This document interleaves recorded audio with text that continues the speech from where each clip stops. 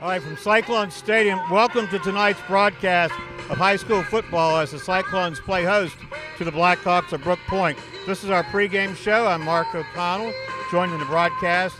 Man in the middle is the head coach, Brian Lowry. Man on his right is Chris Frazier, filling in for Steve Peacock tonight. Thanks for being with us, gentlemen.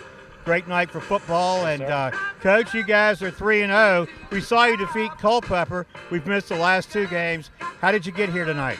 Well, I think we've just grown from each week. I think each week is a different story and a different journey, if that makes sense. And there's different themes from each week. I think week 2 against Liberty was about perseverance and facing adversity and learning that we can do things as a team and not depend on any one player. Week 3, I think, kind of showed that when we stick to our basics and we stick to doing things well, we are a very, very good quality team, right? And sometimes we got to make sure we're not getting ahead of ourselves and just trying to get a little too tricky or fancy.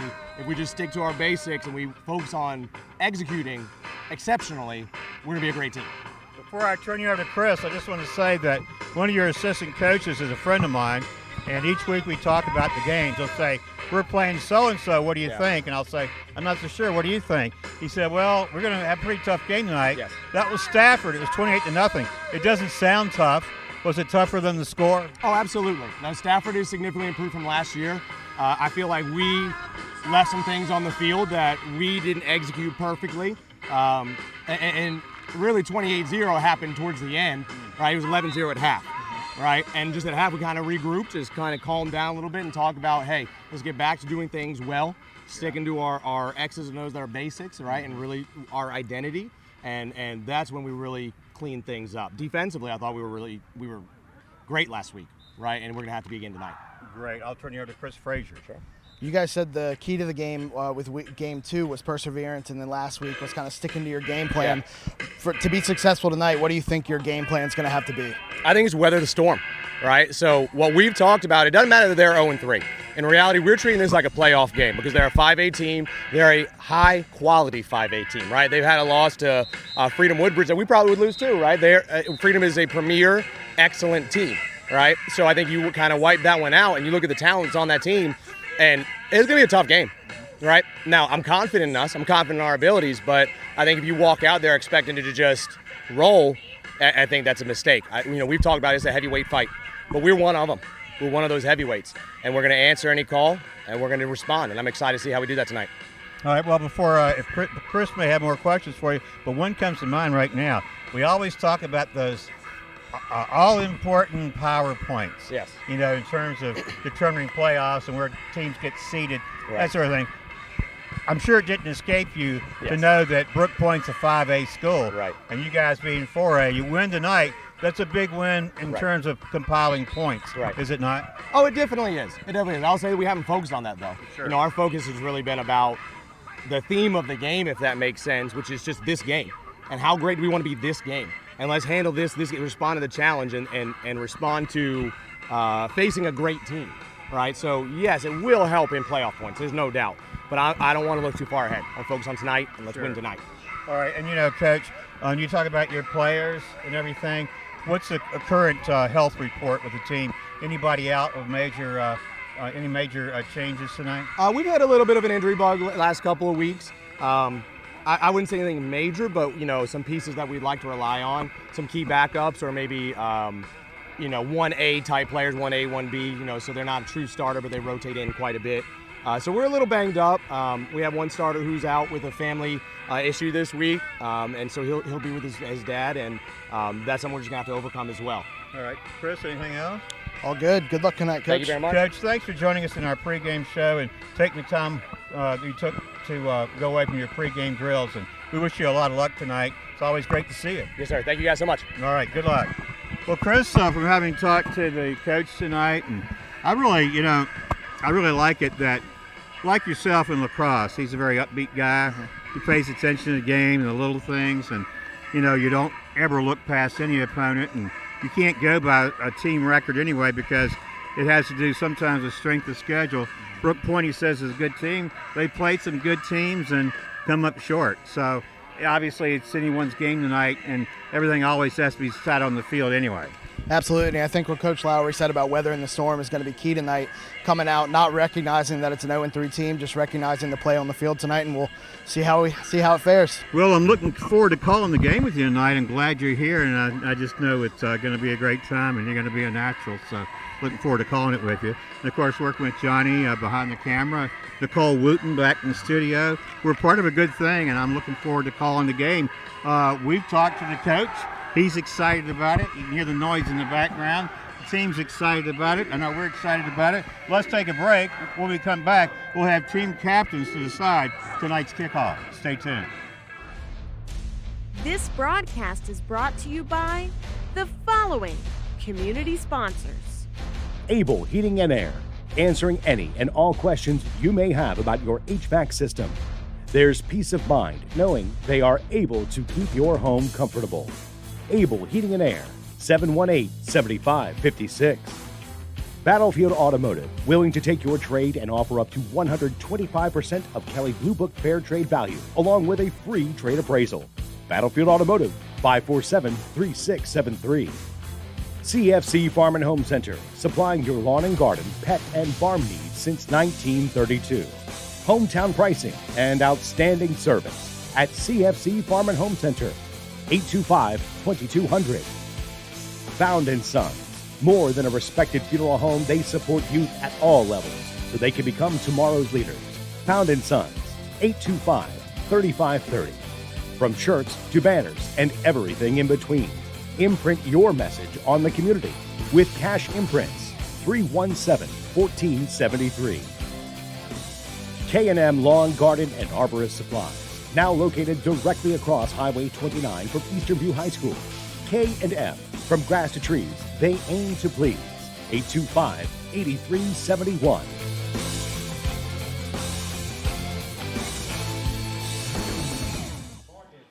We welcome our viewing audience to tonight's game between the Cyclones and the visiting Blackhawks of Brooke Point. We are at Cyclone Stadium.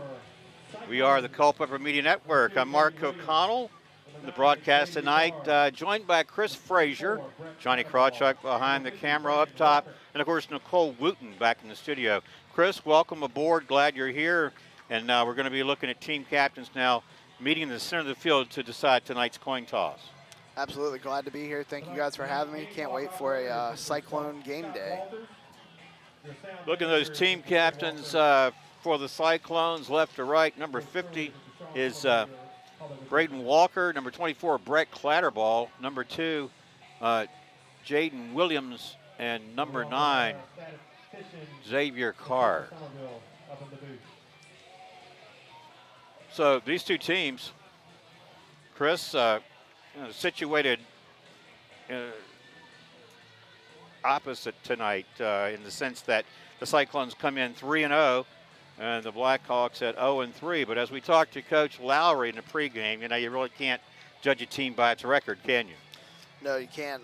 Coach, like you said, Coach Lowry alluded to that. With Brooke Point playing Freedom, Potomac, and Riverside, and Eastern View being victorious over CCHS, Liberty, and Stafford. Like you said, they come into it on the opposite end of the spectrum here, but should be a tough one tonight for the Cyclones. And, it looks like the Cyclones have won the toss. Let's see what the official, they've won the toss and are going to receive. So there'll be no deferring to the second half. Chris, that would tell me that if you're the Cyclones and Coach Lowry, you feel really good about your offense. You're not worrying about deferring to the third quarter. You want your offense on the field. That means DeMaio, Hunter, and company. Yeah, DeMaio Hunter gets a crack at the scoring first, and we'll see how that goes. Big thing about that is they want to set the tone early and get out in front of visiting Brooke Point. But like you said, DeMaio Hunter and company will get it started for the Cyclones. And, we mentioned that we've seen the Cyclones just once previous, and that's when they played the Blue Devils in the Cannonball Classic, and then they've recorded wins over both Liberty and Stafford. And I mentioned to Coach Lowry, I thought the game was going to be tough. 28-0 doesn't sound tough, but again, just another example of how the score is not always indicative of how a game actually plays out, because it said, it was 11-0 at the half. Yeah, it was definitely a defensive struggle at the half, and like you said, 11-0 at the half, and Brooke Point coming off a tough 15-28 to Riverside. Both teams are going to want to get off on the right foot tonight, and I think that's why Coach Lowry wants the ball first to set that tone. Well, and teeing it up for the Brooke Point Blackhawks is Aaron Alexander. He wears jersey number 1. He's a senior, 5'9", 155. He's on the roster as both a wide receiver and defensive back, but he also handles all the kicking duties. And Chris, we had a chance to watch him in our pregame warm-ups, and we had good reason to be impressed with him. Yeah, pregame he was, almost good from about 45 to 47 yards. I mean, he has a big leg on him. I'd be interested to see where they kind of go here. Got 3 guys deep for the Cyclones. Mm-hmm. Well, and then his counterpart Braden Cappellini. You said he was hitting them from what 40? About 40, 37 to 40, yeah. And we don't see field goal kickers a lot, but if you were in a close game and you just needed one score and you were within the kicker's range, isn't it nice to know you've got confidence in your kicker who can come out and likely hit a game winner for you? Absolutely, and we saw at week 1 in the NFL how important it is. Alexander's kick is underway, end over end, going to be settled under at the 10-yard line, and straight ahead comes the return man out across the 35-yard line, and that was Trayvon Brock for the Cyclones. So, Chris, we'll get a chance to see the Cyclones on offense, and as we pointed out, that means DeMaio Hunter at quarterback. They got a fellow on that team by the name of Brett Clatterball that they tend to try to put in every situation.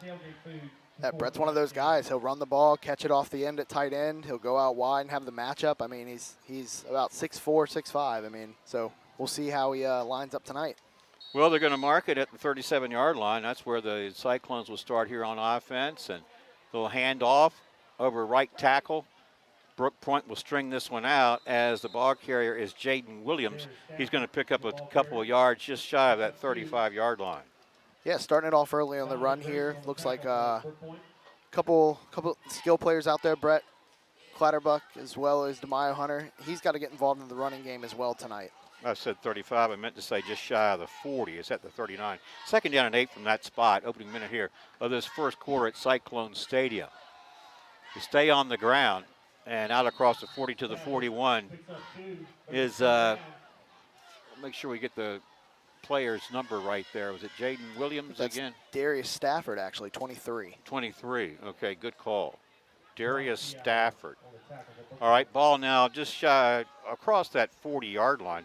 Brings up a 3rd and 7. So here are the Cyclones, Chris, looking at a 3rd and 7. Let's see how they respond. Blocking holds up. They go downfield. The defender falls. The receiver had it, and then he dropped it, and that was Trayvon Brock. How'd you see that one play out, Chris? Just some contact with him going up for the ball there. Nothing pass interference or anything like that, but just some contact. Bobbled it, and Cyclones will punt it away with Cappellini. All right, and Cappellini is wearing jersey number 7 tonight. That's Braden Cappellini, the sophomore. Let's see if we can pick up. It looks like the Dante Terrell, I'm pretty sure they know about him. I was talking to one of Brooke Point's assistant coaches, and he was a 2nd-team All-State selection last year. 9 returns for touchdowns. Everybody's got to know about him. I'm sure Cappellini does. Likely would kick away from him, you would think. Yeah, the coverage team's got to get down there and down it. Looks like he's set up right inside the 30 there. Mm-hmm. Here's the kick. It's a short one. They do kick away from him. Let's check the bounce. It does take a Cyclone roll. Exactly what you wanted. They're going to down it at the 28-yard line. So a nice kick by Cappellini. And now we'll see Brooke Point's offense coming onto the field here momentarily. Well, we are live, and our live sponsor is Able Heating and Air, answering any and all questions you may have about your HVAC system. There's peace of mind knowing they are able to keep your home comfortable. Able Heating and Air at 718-7556. All right, 10:43 to play first quarter. Brooke Point goes on offense for the first time. If you're just tuning in, the Cyclones received the kickoff, and they went on offense from the 37, and they went 3 and out and punted. And now Brooke Point gets his crack on offense, and they'll start it from the 27.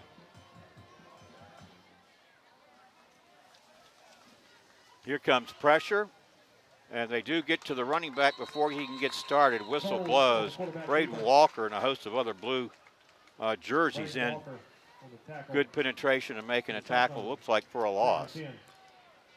Yeah, setting up right at 2nd and long there, and that was Daniel Coles for the Blackhawks on the carry there. And we talked earlier about how he would be kind of that hybrid, that wildcat type situation. Right, exactly. And they could hike the ball to Coles, quarterback often is Gabriel Dombeck, number 9. But you mentioned Coles. Now they hand it off to the running back here. I think that was Dylan Frost, the running back number 22.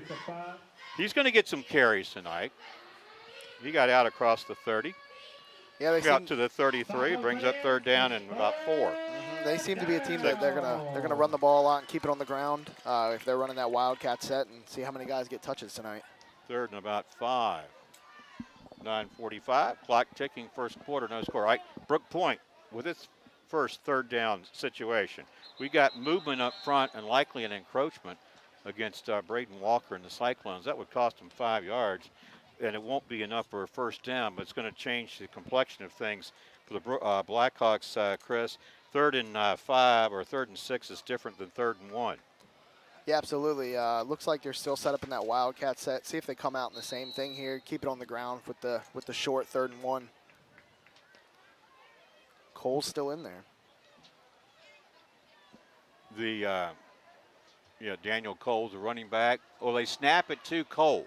Coles looks for some room. They're trying to strip it from him, and they don't. And he needed a yard, and it looks like he got that. There he is, number 3, Daniel Coles. He's a junior, stands in at 6'2". You're looking at him there, 210 pounds. I got a feeling he's very athletic and very strong. Yeah, absolutely. Looks like to be one of their best athletes. You got 5 on the outside here. Looks like he's a tall target as well if they decide to throw it. And they haven't yet. They've got 1st and 10 now from the 41, man in motion. That's Coles. They bring it to him on that bubble sweep. That's actually Dante Terrell. His first carry of the night. Brett Clutterball was out there stringing that one out for the defense. Yeah, you talked about Dante Terrell as well with his prowess in the return game, just trying to get him into space there off the left side of the offense. What do you think about Brooke Point's formation on offense, Chris? Do you think it's sort of geared to keep that defense guessing? I think definitely trying to get their athletes in space for sure, and like you said, keep the defense guessing and able to work to their strengths. Picked up just a yard on the play. It brings up 2nd down and 9 from the 42 for the Blackhawks. Going to send 3 receivers to the right, 1 to the left. Now the man in motion is Dante Terrell. High snap, and Coles recovers for the Blackhawks. That's where you're grateful for a friendly bounce if you're the quarterback there. Yeah, that one bounced right up to it, and it looks like he was trying to set up in a bubble screen to the right, or they were going to run out to the left there. Well, he lost about 4 yards, brings up 3rd and 14. Clock continues to run, 8:43 to play, first quarter, no score. Eastern View went on offense to start this game and went 3 and out. Brooke Point takes over on offense. They have 1 first down so far, but they're looking now at 3rd and 14. They load up that right side, 3 receivers. Here is Coles throwing downfield. This one nearly picked off, threw that in double coverage. And that one was intended for Davion Estes. And just great defense there by Jason Spencer of the Cyclones. Didn't foul, made a great play on the ball there to break up the pass. Well said. And so with that breakup on 3rd down, then now we'll see the punting team for Brooke Point. And again, Aaron Alexander, we talked about his place kicking range. We're going to see him punt as well. Unless we pick up that lone return man for Eastern View, Chris, if you can pick up that number. We'll see who that is. Here's the kick. Low kick. Let's see where this one bounces. It's going to bounce away from the return man. That was number 23 for Eastern View. That was Darius Stafford. Nice kick and an excellent Blackhawk roll. Cyclones will take over on offense for the 2nd time in this first quarter. We're scoreless. This broadcast is brought to you in part by K&M Lawn and Garden and Arborist Supplies, now located directly across Highway 29 from Eastern View High School. K&M, from grass to trees, they aim to please. That's got a good ring to it, doesn't it, Chris? Absolutely, K&M. And so back on offense, Cyclones. They keep it on the ground. Not much doing there. So, we've got DeMaio Hunter with 1 attempted pass. And that was an incompletion. So far, they're sticking mainly to the run. I think right now they probably want to establish some breathing room, a little bit of cushion, and try not to turn it over here deep in their own territory. Yeah, so far we've kind of had the battle of field position. Good rolls by both punters and kind of both teams sticking to the run game right now. 17-yard line, 2nd down and 10, Cyclones. DeMaio Hunter, here comes some pressure, throws it, got a receiver out there, but he threw it behind him. And the intended receiver was number 23, Darius Stafford. That'll bring up 3rd and 10. And this is a situation that we did not see the Cyclones in against the Blue Devils. They weren't in a lot of 3rd and long situations. No, they were able to get out in front and kind of work on those 3rd and shorts. Got pressure off the right side there and had to flush out. We'll see what they go to here. Well, DeMaio Hunter's going to throw over the middle. He's got a receiver caught. 40, midfield, Brooke Point territory, off to the races. It is number 2, Jaden Williams from 83 yards. And if you don't see any yellow laundry on the field, Chris, that play will hold up. 83-yard touchdown pass from DeMaio Hunter to Jaden Williams. How'd you see that one break down? DeMaio Hunter got great, stepped up in the pocket real well, delivered a strike across the middle to Jaden Williams, and he just took off with it. Caught it around midfield, and it was gone. Well, I tell you what, that is certainly quick strike capability. You look for those players on a team, Chris, that can score quickly for you when things aren't going as well as you'd like to. They hadn't established a running game, and they had 3rd and 10. So this 2-point try will fail. 6-0 as our score with 7:30 to play here in this first quarter. And it's Cyclones up by that score. Well, this broadcast is brought to you in part by Battlefield Automotive, willing to take your trade and offer up to 125% of Kelly Blue Book fair trade value, along with a free trade appraisal. That's Battlefield Automotive, 540-547-3673. Chris, let's go back to that touchdown play because, again, they were looking at a 3rd and 10. They needed a big play. But when I say big, I don't think they necessarily thought Jaden Williams might hook up for 83 yards and a score. No, I mean, and you'll absolutely take it if you're the Cyclones. But like you said, they're looking to just get out into space, get some room, and then run another first down there. But Jaden Williams caught it and just took off with it and didn't look back.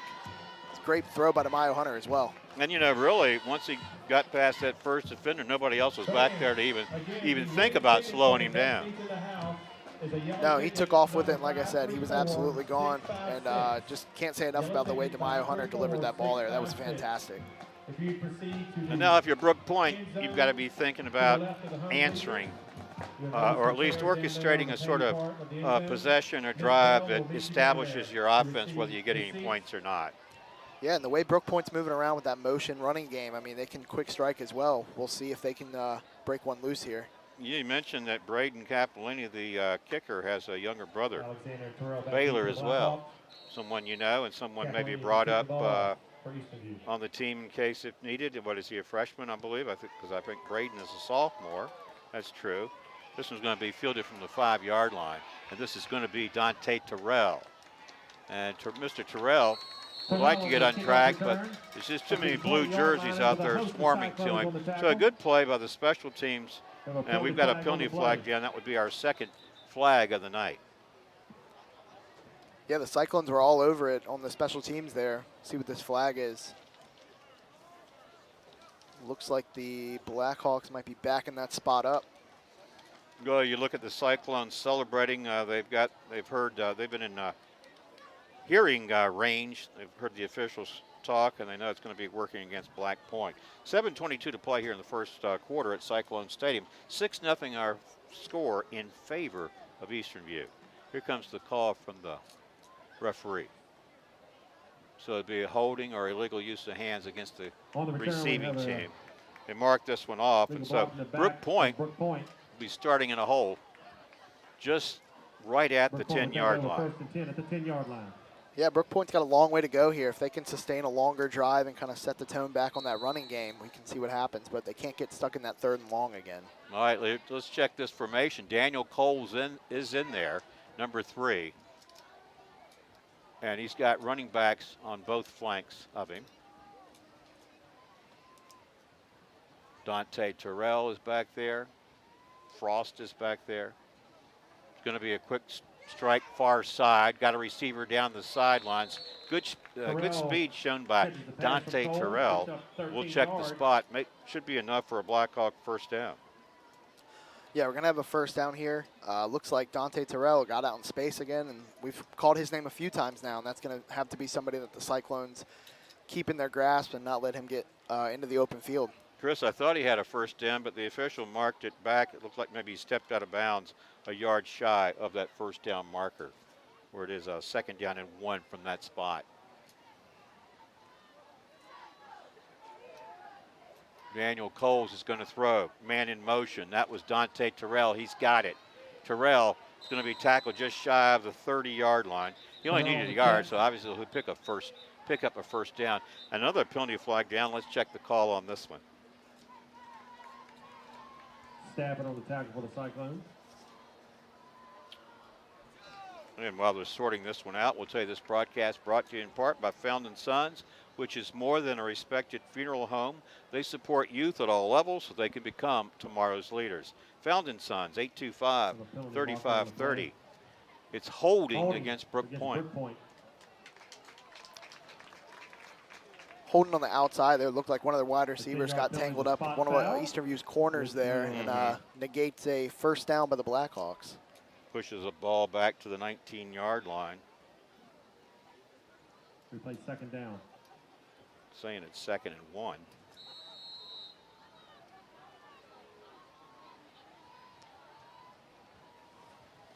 Brooke Point trailing 6-0. Daniel Coles is number 3. He's got 2 running backs now, 1 in motion. That's Dante Terrell. They go to the fullback here, and that's Dylan Frost. Frost is bottled up with nowhere to go. Yeah, so far it's been Frost and Terrell kind of taking the reins on the swing passes and the inside the tackles there, and it looks like we have another stoppage. Well, it looks like he got just enough for a first down. He only needed a yard. Moves the sticks. 1st and 10 now from the 20. Clock runs. We're approaching the midway mark of this first quarter. Our score, Cyclones 6, Blackhawks nothing. We mentioned the Brooke Point comes in tonight's game 0-3. Riverside, Freedom, and their other opponent. Potomac. Yeah, Potomac. Cyclones 3-0. Here's 1st and 10 for the Blackhawks. They fake it to Frost, and then Coles keeps it, and they push him back. So I think the defense is doing a really good job against this run, particularly up front. I mean, on the edge, I'm not really sure what Brooke Point's got yet with their skill players and speed, but it looks like it's going to be hard running against the Cyclones. Yeah, Braden Walker in the middle of the Cyclones line there has just been a menace. He's jumped in a few times, and he was kind of broken down on the quarterback and the running back draw there. Right. Braden Walker, big name on this team, and we'll try to pick up some of the other starters as we can versus the action continues. Brooke Point looking for a little life on offense here. They send 3 receivers to the right, 1 to the left. Daniel Coles is the signal caller, motioning some of his teammates. Now they seem to be on the same page. What do? They go back to the run. They get it to Dante Terrell. Terrell tries to get the edge and does. And he picks up, it looks like first down yard before they force him out of bounds. Terrell got the edge there before he was pushed out by Jason Spencer, set up another first down for the Blackhawks here. Still that stretch run to the outside they're working. Be interested to see if they put it in the air at all or they keep sticking to the ground here. And that's the thing we were talking about, that the Eastern View defense, a lot of success if you're talking about running the ball at the middle or off tackle. Now they got the edge there, and they were able to show us how Dante Terrell certainly has some speed and agility out there. From the 38-yard line, picked up 15 yards. First down, Blackhawks. A little play action, and now the throw. He's got a receiver out there. It is number 12, Dalton Lear Mitchell, all the way down to the 30-yard line. Big play for Brooke Point. So, Chris, if you're the Blackhawks, I think these last couple of plays have certainly injected some enthusiasm and life into this offense. Yeah, Lear Mitchell ran that little skinny post there on the inside, and the running game, I guess, kind of stumped the Cyclones linebackers there, and he got behind to that second level and was able to catch it and get pushed out of bounds for a Blackhawk first down. Well, he picked up about 33 yards in the play. They've got it Cyclone territory now, 1st and 10 to the Blackhawks at the Cyclone 29. A little pressure coming, and Coles runs past it, goes up the middle. Yeah, that was that. Go ahead. Sorry, that was that quarterback draw all the way there with Coles, and he's going to be one of those guys. He's going to put the ball in his hands, and him and Terrell are going to stretch that run game. And this is what you were talking about, looking for that wildcat formation with Daniel Coles, because if they go to a regular quarterback position, if you will, the man who will operate from that position is ordinarily Gabe Dombeck. But they opt to go more wildcat to get Daniel Coles into the mix. You snap it to him, he's either going to run with it or hand it off, and he's a danger to run the ball, no doubt. I think this is going to cost the Cyclones 5 more yards, Chris. Yeah, Cole's got him with that hard count, and it's hard not to. I mean, if our measurements on the roster are right here at 6'2" and 210, you want to get a jump on him running the ball there. Yeah, no doubt. Well, the 5-yard mark-off puts the ball down at the 21-yard line. 3:43 clock running, first quarter, 6-0 Cyclones, but the Blackhawks are on the move. They have it now. 2nd down and 2 from the 21-yard line. You're looking in the backfield at Daniel Coles in the middle, and he's got Frost on his left. Got a man in motion, that's Julius Gillis-Ware. They go back to the run with Frost. And Frost, I think probably the short yardage player. You go to straight ahead, lower your shoulder, pick up 2 or 3 yards. They needed 2 yards, and he picked up about 3, and another Blackhawk first down. So, Chris, this is a pretty good-looking drive for Brooke Point when you consider they started on their own 10-yard line. Yeah, started down there deep in their own territory, and they've been able to kind of methodically move their way down. You had the one big play to Lear Mitchell through the middle, and other than that, it's been getting those first downs in 2nd and 3rd down for him. Maybe 2 big plays if you count the one by Dante Terrell when he ran off the edge there and picked up first down. And then, like you said, that pass to, was it Locklear? Or Lear Mitchell. Lear Mitchell, yeah. All right, ball now at the 18-yard line, 1st and 10. This is Frost again, hard running, takes a pretty good hit. Now, I got a feeling that when you see a hit like that, somebody by the name of, by the jersey number 24 is usually right in the thick of that. And I think he was that time. That's a reference, of course, to Brett Clatterball. Yeah, 24 and 50 coming through the middle there. Yeah, Braden Walker. Yeah, what a 1-2 punch that is. Not many running backs getting through that hole there with those two. I went through in the huddle saying, you hit them high, I'll hit them low. Next time you hit them low, I'll hit them low. Yeah, all right. Frost in the backfield again with Daniel Coles. 2nd down and 10 from the 18. So no gain on that last play. Little confusion in the backfield. Frost runs in to Coles. Did slow him up a little bit. And then Brett Clatterball. And it's a little bit of help there from his teammate Darius Stafford coming up, making the stop. This is an opportunity, Chris, for the Cyclone defense to really stiffen up here. Yeah, got him in a third and somewhat long here, and if they can stop him, we'll see if Brooke Point goes to Aaron Alexander to try that field goal. But this is probably one of the longest third downs they've had him in yet. See if they can get a stop here. And look how critical or important a field goal would be when you think about the Cyclones missing that point after, because it's 6-0. That's 2 field goals rather than 7 points, a touchdown and a point after. Looks like we're going to have a timeout on the field. Let's see who's taking it. Timeout, Eastern View. Eastern View calls a timeout. Well, our timeout sponsor this year is UVA Community Credit Union, strengthening the financial health of our members and the Culpeper community. UVAcreditunion.org. All right, we mentioned our live sponsor is Able Heating and Air. Able to answering any and all questions you may have about your HVAC system. There's peace of mind knowing they are able to keep your home comfortable. Able Heating and Air at 718-7556. All right, Cyclones timeout. And I think it's a good one to call for this defense, Chris. You've got a situation after the timeout where Brooke Point has it 3rd and 8 from the 16 Of course, they've got a good kicker in Alexander, but they got to be thinking about getting into the end zone for 6 points, you know. Yeah, absolutely. They're definitely going to want to match if you're Brooke Point here. And Cyclones called that timeout. You had defensive back coach Donald Downs in the huddle there, coaching up the DBs, probably looking for a pass here, making sure they've got everything covered. Do you remember Donald Downs as a player? I played with Donald Downs Did as a you? player. Yeah, we played CCHS together.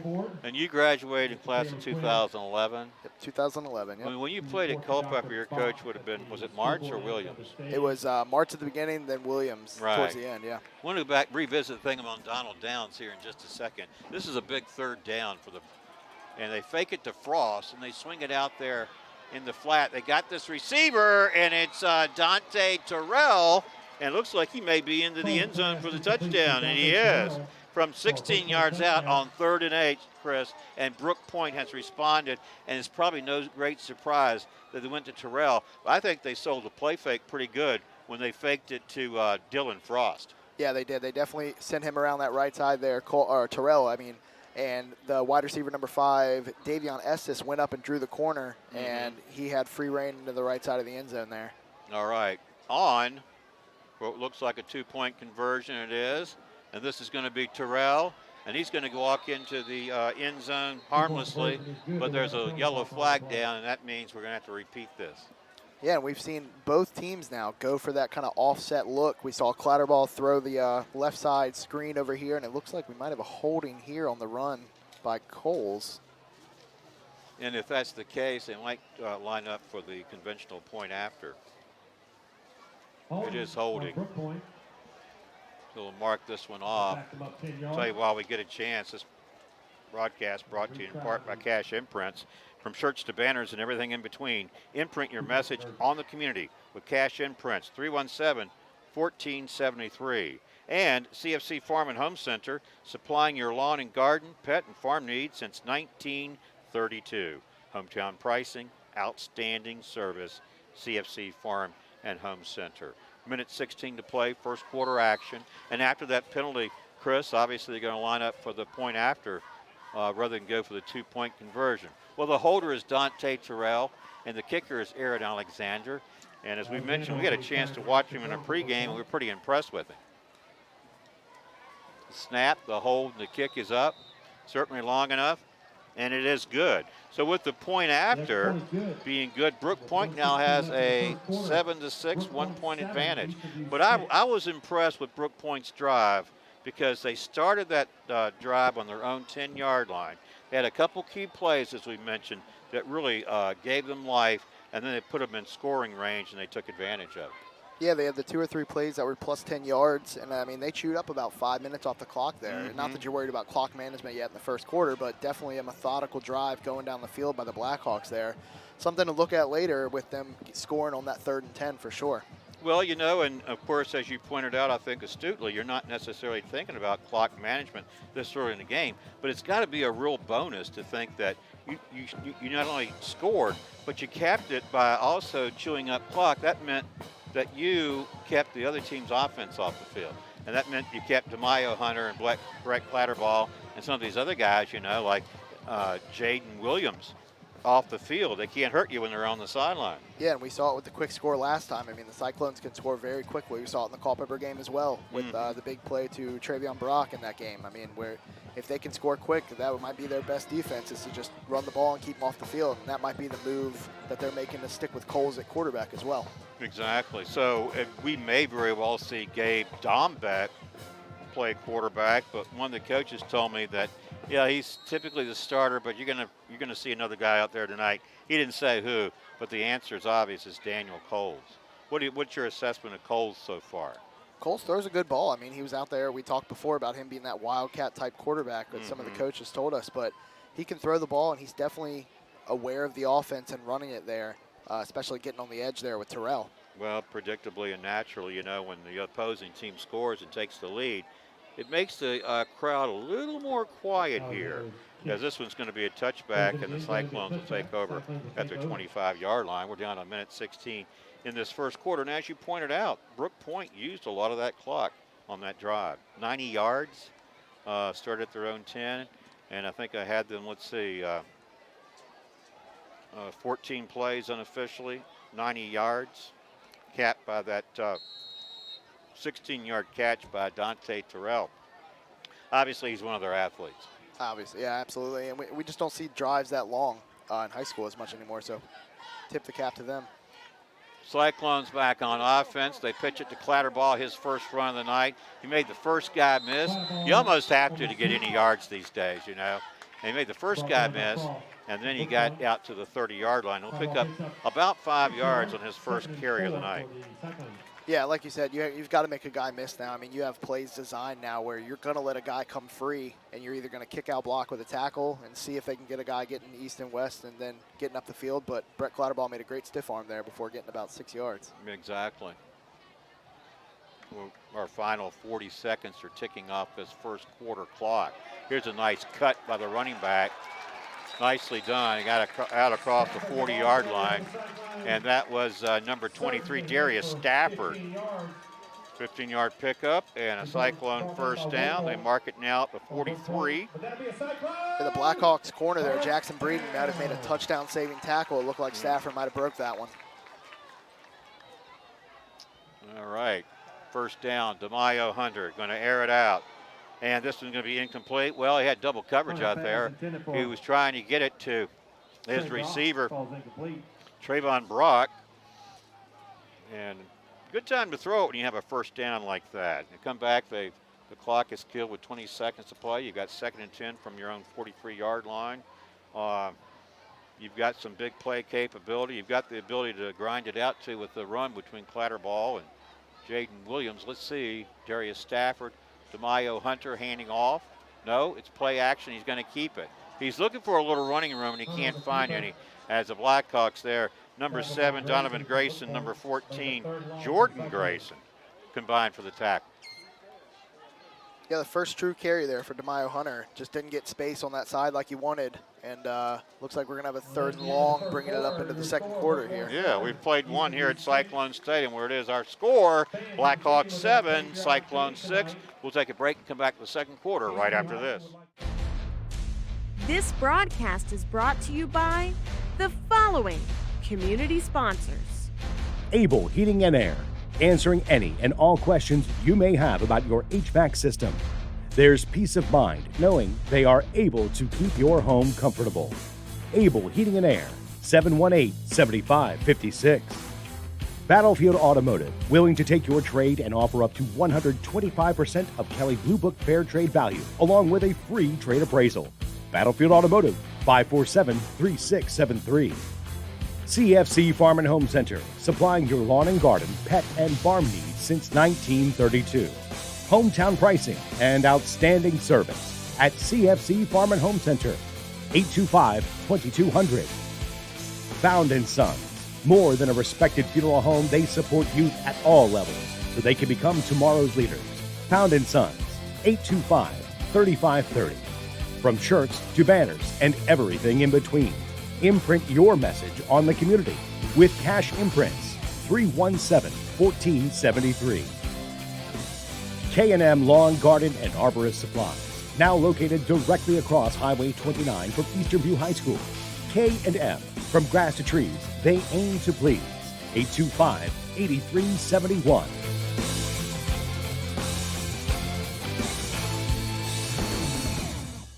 Okay, welcome back to our broadcast. Start of the second quarter, which sees Eastern View in possession, looking at 3rd and 11 from the 41-yard line. New quarter, 7-6 our score in favor of the Blackhawks.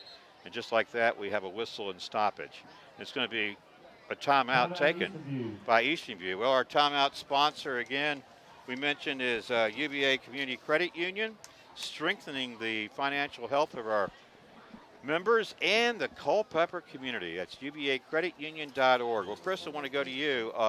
At the timeout, we had someone recognized on the field. Can you tell us about that? Yeah, we had Caleb Quinn recognized. He graduated from the military, had his basic training. Welcome back here to Cyclone Stadium. And we have our red night tonight with Remember Everyone Deployed. So you see a lot of red in the stands tonight. And that's what our spirit night is here at Cyclone Stadium tonight. RED meaning an acronym for Remember Everyone Deployed, R-E-D, RED. And tell me, it was also the Constitutional Day and a celebration in the schools with the donning of the red, white, and blue, correct? Yeah, we had Spirit Day today at school. Lots of the kids participating in the red, white, and blue day as well. Low snap. DeMaio Hunter gets it, steps up and throws, incomplete. And looks like this one was thrown behind the intended receiver, whose name is Xavier Carr. Now we've got a 4th and 11, and the punting team comes on. That means Braden Capolini for the Cyclones. Yeah, it looked like DeMaio Hunter there just took an either misstep or slip stepping up in the pocket there and left it short to Carr, but had a guy in the middle, just didn't make the throw there. Wonder if it's field conditions or he took a misstep there. Right. Well, Capolini stands at his 30-yard line. Opening 5 seconds of the second quarter, 7-6 Blackhawks. Capolini to punt. It's a high kick, but it's a short one, and of course, the bounce is all important. It doesn't take a good Cyclone bounce, and they down it right at the Brooke Point 40. Well, there's a good reason that they kick away from that return man. A fellow by the name of Dante Terrell, second team All-State selection last year, 9 returns for touchdowns. And you just have to kick the ball away from him and then hope you get a good bounce. Yeah, you return 9 punts for a touchdown in high school football. You're probably not getting many people kicking to you the next season, but Dante Terrell has shown his prowess on offense, and he's somebody you don't want to let get into space for sure. Absolutely. So the Blackhawks back on the field with their offense, and so far tonight, that's meant predominantly Daniel Coles, number 3, Dante Terrell, number 2, in the backfield along with him. He's got 3 receivers to the left and 1 to the right. They fake it, they throw it. This one may have been tipped at the line of scrimmage. Yeah, it looks like Brett Clatterball got a hand on that and tipped it right at the line of scrimmage there. There was a headline in one of the, I think it was the Freelance Star, that the headline was like, talked about, I think, how Clatterball does a little of everything. Yeah, he runs around all over defense, offense. I mean, we saw him get a carry. We saw him in the Culpeper game run it in on his own Wildcat and score a touchdown line up at tight end as well. So like you said, I mean, he can kind of do it all out there. Well, no, okay, so incomplete pass, 2nd and 10. Blackhawks from their own 40. Opening minute here of this second quarter. Man in motion is Dante Terrell. They fake it to him, and then the quarterback there, Coles, in that Wildcat formation, keeps it. Straight ahead he goes. The line of scrimmage was the 40, and they're going to mark it down at the 43. So he only picked up 3 yards. It brings down a 3rd and 7. Yeah, setting up another 3rd and long here for the Blackhawks. The Blackhawks are getting a little more into that passing game there. Let's see how they do here. Got both the running backs in the backfield. All right, here it is, 3rd and 7. Cyclones 4-man front there. Maybe 3 down linemen with that linebacker to the right. And we got the man in motion. That's Terrell. They're going to swing it out to him in the backfield and try to spring him forward. And they do just that. Straight ahead with good run, yards after catch. I think the whole thing, as you mentioned, Chris, you got to get a guy like Terrell in space and let him go to work. And he picked up a Blackhawk first down on that play.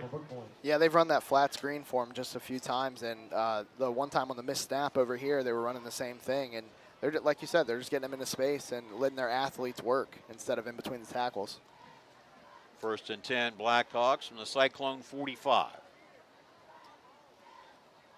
Daniel Coles back there. He's got Dylan Frost on his right, Dante Terrell on his left. 1 receiver top of your screen, 2 to the bottom, 1 in the slot there, 1 wide. Terrell in motion. Coles going to keep it. Straight ahead he goes. Good hard running. Picked up yardage, and it's going to bring up a 2nd and short for the Blackhawks, maybe 2nd and 4. Yeah, and you see Cyclones switching out personnel there with Braden Walker coming back into the game, trying to stop Coles up front. Just have to see if they can get somebody on the other side to get Terrell as well. You know, maybe it's the Blackhawks doing a pretty good job of keeping the Cyclone defense guessing a little bit. You got to be honest with the play fake to Dante Terrell, for example, and then you got Faust back there, but you got a dangerous runner in Daniel Coles. Frost is the ball carrier. and he does pick up first down yardage. Well, he needed 3 or 4. And we were just talking about him. He's sort of that short yardage runner you go to, just a high percentage straight ahead, maybe 3 yards a carry, and he gets the job done. Moves the sticks again for his team. Yeah, he's running behind his pads in between the tackles there. And like you said, I mean, the Cyclones have to kind of account for everything there with Coles and Terrell. 1st and 10 Blackhawks now from the Cyclone 34-yard line. And we've got a whistle. We got a flag down along the sidelines here. It's going to be dead ball. It's going to be a false start against Brooke Point. It'll cost them 5 yards. It'll push it back to the 39, where it will be 1st and 15. Second quarter action, 9:20 to play, 7-6 Brooke Point. This broadcast brought to you in part by Battlefield Automotive, willing to take your trade and offer up to 125% of Kelly Blue Book fair trade value, along with a free trade appraisal. That's Battlefield Automotive. 540-547-3673. 1st and 15. Back to the run. This is Terrell. Nothing doing.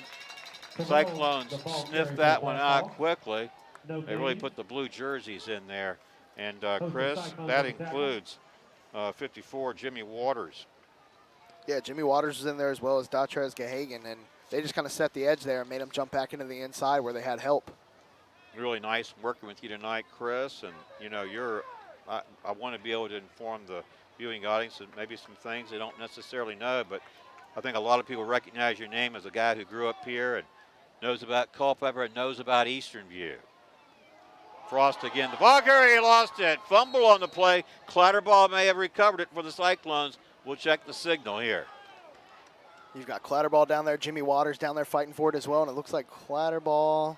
Yeah, Clatterball is tied up with the offensive player. And let's see who they give possession to. Is it Brooke Point? It looks like Brooke Point's going to keep it there. Yeah. That would have been our first turnover of the game, wouldn't it? Yeah, Clatterball was trying for it. He wanted to go over there and ring that bell. So 3rd and 15 now from the 39 for the Blackhawks. Big 3rd down play. Coles looks to the sidelines just to make sure. Like I say, he's got 3 receivers to the right here, 1 to the left. He's going to throw. Now he's going to run. He's going to go straight ahead. Braden Walker is going to hold on and not let go. They're going to stop him for a nominal game, and it's going to bring up 4th and long. Yeah, Braden Walker stepped up there. Coles tried to step up in the pocket, looked to use his legs there, and Braden Walker was right there. But that's what the Cyclones have to do, get him into those 3rd and long situations, put the ball in Cole's hands as a passer, and kind of try to step up there and play really good defense like they did that time. All right. Well, Aaron Alexander, is on the punt this one away for Brooke Point. It's going to stand at midfield. 7:03, clock running, 2nd quarter action, 7-6 Brooke Point. Set to punt this one away and give the ball back to the Cyclones. Again, Aaron Alexander going to run with it. Oh. He is going to keep it. He's at close to the 30-yard line. And let's check. He didn't get the first down, did he? No, Clatterball got him out there, got about 5 yards on the gain there.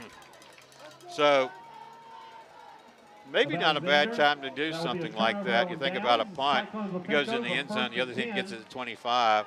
Instead, they get it now. Eastern View gets it at about the 30, don't they? So you're not really giving up a lot on a play like that, and it might even work for you. Yeah, low risk, high reward there. And, I mean, you look at Aaron Alexander, he's listed as a wide receiver DB. Right. So you're assuming he's got some pretty good speed out there, it looks like. So a fake punt out there, probably not the worst idea. Exactly. Eastern View takes over at its own 30. Here's the handoff.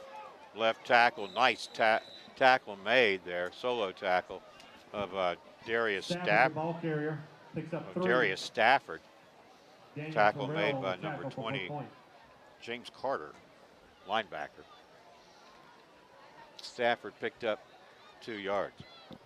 Yeah, Stafford with a good run there. Kind of got to that 2nd level before he was tackled, but the Cyclones kind of want to have one of those Brooke Point type drives here, long, methodical, and end it with a score. Right.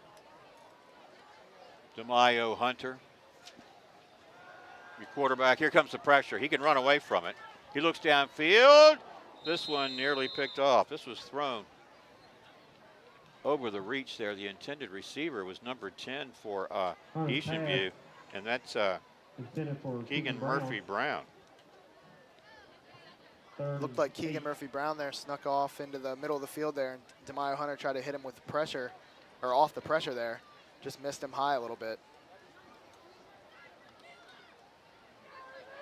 Looks like he was open in the middle of the field, though, wasn't he? Yeah, it was a decent play call by the Cyclones, just that pressure off the end there. 3rd and 7 now for the Cyclones. We got a whistle and we got stoppage. Well, we'll check the call. Oh, it's going to be a timeout taken by Brooke Point.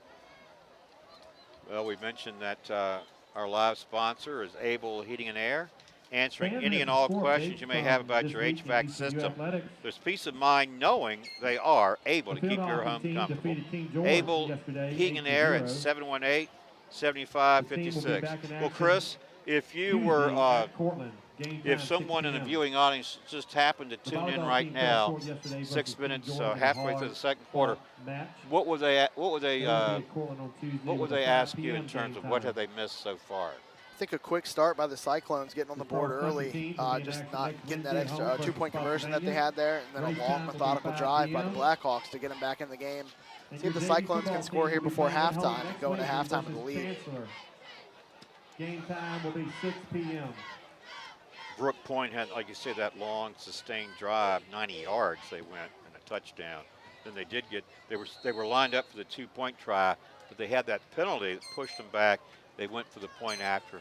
They got it. It's 7-6. DeMaio Hunter is in trouble. He slips and falls just over that 25-yard line. And he'll lose about 8 yards in the play. And it's going to bring up 4th and long, and we're going to see Braden Capolini again. Yeah, Hunter stepped up there to use his legs and just looks like he got tripped up. Had room out in front for the short 3rd down there, but like you said, we'll see Capolini punt it away. Then we'll see Dante Terrell, the lone safety back for the Blackhawks. Of course, he'd like to get his hands on the ball, but of course the Cyclones don't want to see that happen. He's a dangerous return man. Here's Capolini's kick. It's a high one. It's a high one, but it's also very short. Let's check the bounce. This one takes a little friendlier Cyclone roll, and they're going to down it across midfield, Brooke Point territory at the 49. So Brooke Point, Chris, will have a short field to work with ample time. 5 minutes and 11 seconds to play here in the second quarter. They're up by a point, 7-6. Seeing Brooke Point come on the field here, let's see if they go again with that run game or try to get into those short 2nd and 3rd down situations by letting Coles throw the ball.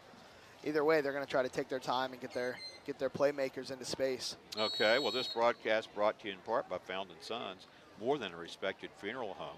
They support youth at all levels so they can become tomorrow's leaders. That's Found & Sons, 825-3530. Here comes the Blackhawks, and they've got, as we pointed out, really good field position starting this possession at their own 49. Daniel Coles remains in the game. Dante Terrell, his name and number has been called a lot, as has this young man, Frost. That's his surname. First name, Dylan. Hard runner. He earned those yards that time. Took a pretty good hit on the play. We heard Lowry pregame talk about the Cyclones weathering the storm there. And I think that's kind of what they have to do now, be it later in the first half here, but just kind of weathering what's going on here. They were down at halftime against Liberty, battled back. He talked about perseverance in that game. Might have to do it this game as well. Maybe alluding to some of the adjustments they'll have to make on defense against this Wildcat formation and the possibility of having a couple different quarterbacks. We've really only seen Daniel Coles so far. Frost, the ball carrier, straight ahead he goes. And a little second effort. Got him inside the 45, down to about the 43, it looks like. He picked up 4 yards. It'll bring up 3rd and 3, or 3rd and 2. And of course, that's quite manageable for any team, a 3rd and 2. Frost has probably got the dirtiest jersey out there tonight. If you're looking for the dirty jersey, it's number 22. It's sort of out of view right now, but he may get the call here on 3rd and 2. Let's check it and see. No, it's going to be the quarterback. It's going to be Coles. He's going to have a first down. All by design, wasn't it, Chris? Yeah, all by design on that run to the right side. Just split that guard and tackle area there and got the first down. And you've seen it a couple times, like you said, with Frost in between the tackles, and it's been Coles and Terrell on the outside stretching the field there. And some handoffs to Frost as well with the high percentage, the short yardage plays where you send your fullback straight ahead. And he's a tough kid. Like I say, he's got the Dirty Jersey award, if there was such a thing so far. New set of downs for the Blackhawks. They have it at the Cyclone 35-yard line, and so they're moving, and equally as important, they're also working that clock down to 3:20 and counting, second quarter. Frost dropped it, got a friendly bounce, and he pounced on it. He'll lose yardage on the play, but they won't turn it over. Looks like 2 or 3 times now that the Blackhawks have got that friendly bounce once off the quarterback draw here to Coles. And you're right, we got that Dirty Jersey by Frost there, diving all over the place in between the tackles. There he is. That sounds like a slogan in a company. Dirty Jerseys by Frost, right? He is in between if the he's tackles entrepreneurial, right? 35 to the 38, so he lost 3 yards. Second down and 12. Now we've got the other quarterback in here. First time tonight. He comes out throwing, and that was Gabe Dombeck, is number 9. He's usually the starting quarterback. I think they wanted to go with that Wildcat wrinkle to really put the Cyclones off balance. Yeah, and you look at it here, they might be going into that 2-minute drill type situation, going into the more passing game. See if I didn't see Coles go off limping or anything like that. I don't see him over on the sideline now. So looks like it is Dombeck going to take the snaps here to finish out the half. Yeah, and I think maybe they're just mixing it up. I mean, now because this is a wrinkle for that Eastern View defense. They faked it to Frost, and Dombeck kept it with nominal success on that play. But they were only looking for a yard for a first down. Minimal gain. Yeah, and you've got to wonder if something's going on with Coles over on that sideline. And it looks like Coles is coming back in for this 4th and short. All right, and the man he's coming in for, Gabriel Dombeck, the sophomore quarterback, 5'10", 155. You bring Coles back in, you're looking at 4th and 1. New player in there as well, number 45, London Windsor. Will be line up as a tight end. All right, so watch this snap to Coles, number 3. Run all the way. He only needed a yard. He certainly got that and a few more. Yeah, that Blackhawk offensive line just got enough space to get Coles 3 yards there for the first down. And then they bring Dombeck back in, Chris. So you go back to that look, but now they're going to have a timeout, I think. Brooke Point calls a timeout. 1:11 to play. They've got a new set of downs at the 26-yard line. So they're actually doing what they did the last time on that long drive, being methodical, keeping the ball with the ultimate idea to score, obviously, but to use that clock and keep that Cyclone offense off the field. And they're doing that. They've done that now twice. Yeah, they started the drive there with about 5 minutes left in the second half, and I mean, it just looks like you said, they're going down the field, taking their time, switching things in and out. We're going with Dombeck and Coles and kind of giving the Cyclone defense a different look every time every couple of plays, they're switching things up on them. You know, it makes me go back to what we said about how a record is not indicative of how good a team is or how bad a team is, because they were 0-3, but who did they play? Played some big schools. Freedom's big. They've got a good team. Riverside, I think, is big. And then the other school we mentioned was Potomac. Potomac, right. So you're talking about some pretty good-sized schools. I think Freedom's Class 6, and Brooke Point's 5, and Eastern View's 4. So, play some stiff competition. Hard to know really how good they are. They fake it to Frost. They throw it. This is Dante Terrell. He'll have a first down and then some. A new set of downs for the Blackhawks.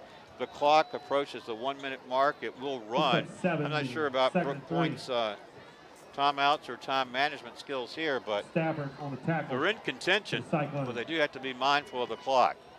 Ball down at the 15-yard line.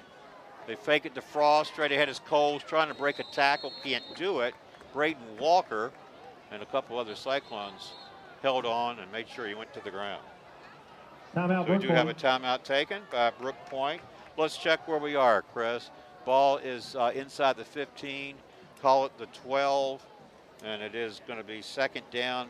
They can get a first down here and get a new set of downs to work their way into the end zone. Of course, Cyclones have other plans, of course, but they're in pretty good position. Yeah, it looks like 3rd and short for the Blackhawks here. Have enough time to keep the ball on the ground for one more play and pick up that first down. But with one more timeout, you've got to think that Brooke Point's got to go to the air here unless they're getting in a situation where they're going to try and let Aaron Alexander settle for 3. Are tied at 0. Well, this broadcast brought to you in part by Cash Imprints, from shirts to banners and everything in between. Imprint your message on the community with Cash Imprints, 317-1473. And CFC Farm and Home Center, supplying your lawn and garden, pet and farm needs since 1932. Hometown pricing and outstanding service. CFC Farm and Home Center. All right. So here it is, 3rd and 1. Ball at the 12-yard line. Cole stays in, fakes it, going to run to his right, stop and throw. Throw into the end zone, going up for it, and making the catch is number 12, Dalton Lear Mitchell. Looks like the play has stands, Chris, and it is 13-6 in favor of the Blackhawks. Yeah, Coles makes his read to the left, rolls out, kind of that stretch play to the right there, and just found Lear Mitchell in the back of the end zone. Really good coverage by the Cyclones as well. Lear Mitchell made a really good catch off of a really good Daniel Coles throw. Yeah, that was a very good-looking catch made by Dalton Lear Mitchell, senior wide receiver, 5'9", 165. Well, the crowd is a little quiet right now. Extra point. It's 13-6. Aaron Alexander on for the point after. The holder is Dante Terrell.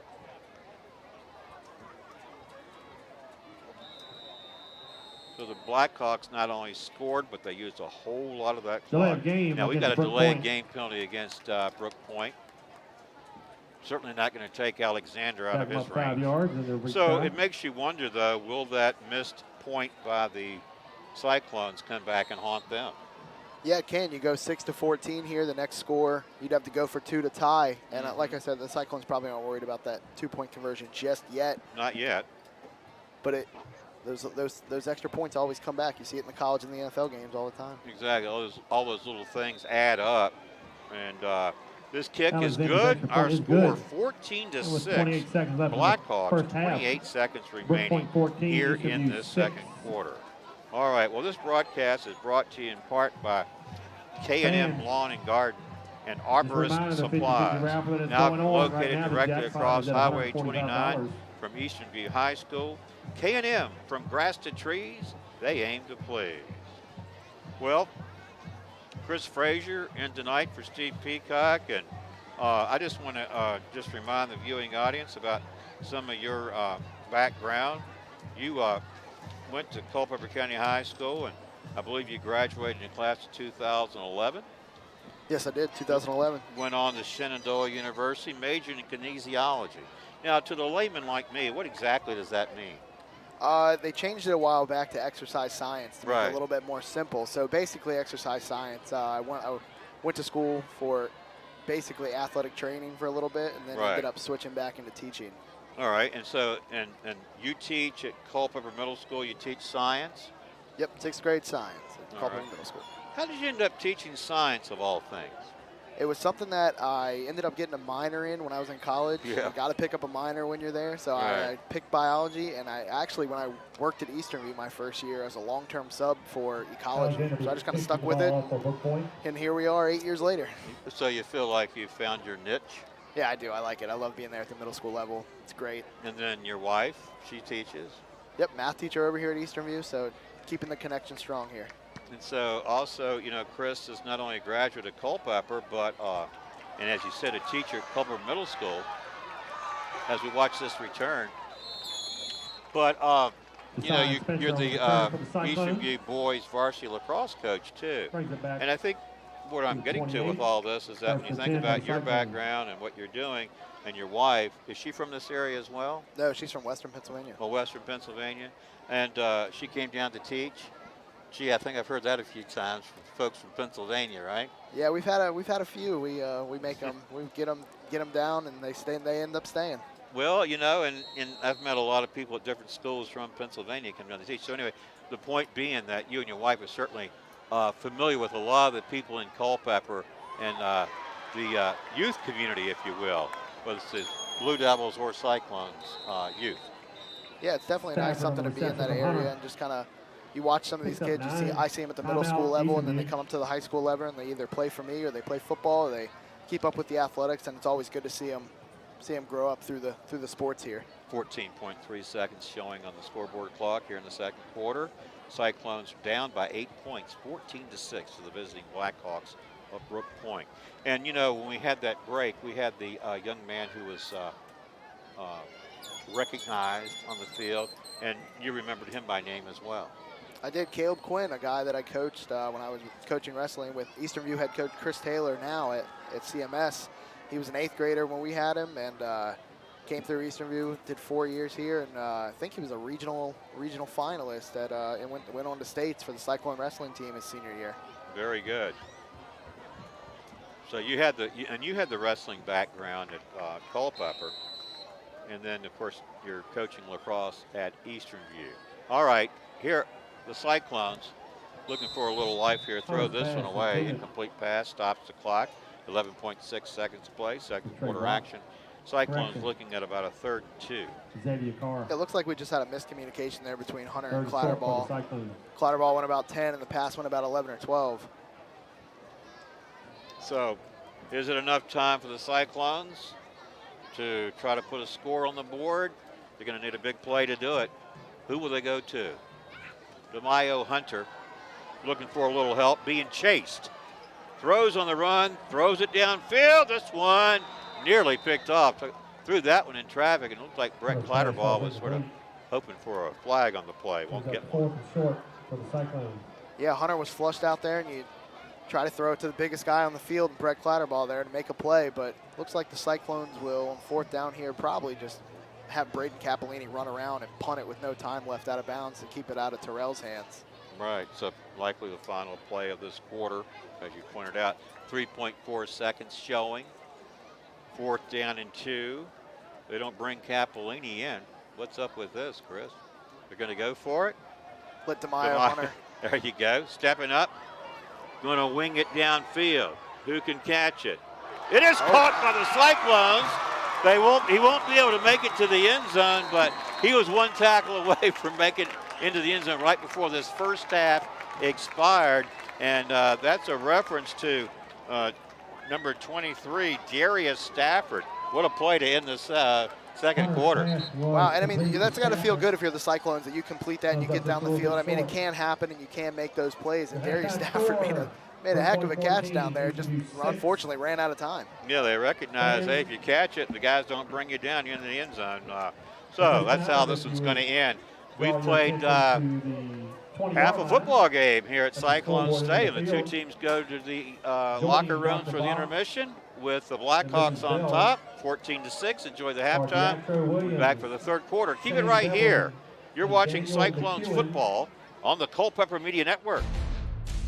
This broadcast is brought to you by the following community sponsors. Able Heating and Air, answering any and all questions you may have about your HVAC system. There's peace of mind knowing they are able to keep your home comfortable. Able Heating and Air, 718-7556. Battlefield Automotive, willing to take your trade and offer up to 125% of Kelley Blue Book Fair Trade value, along with a free trade appraisal. Battlefield Automotive, 547-3673. CFC Farm and Home Center, supplying your lawn and garden, pet, and farm needs since 1932.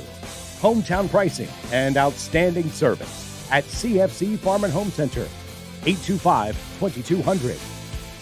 Found & Sons, more than a respected funeral home, they support youth at all levels so they can become tomorrow's leaders. Found & Sons, 825-3530. From shirts to banners and everything in between. Imprint your message on the community with Cash Imprints, 317-1473. K&M Lawn, Garden, and Arborist Supplies, now located directly across Highway 29 from Eastern View High School. K&M, from grass to trees, they aim to please. 825-8371.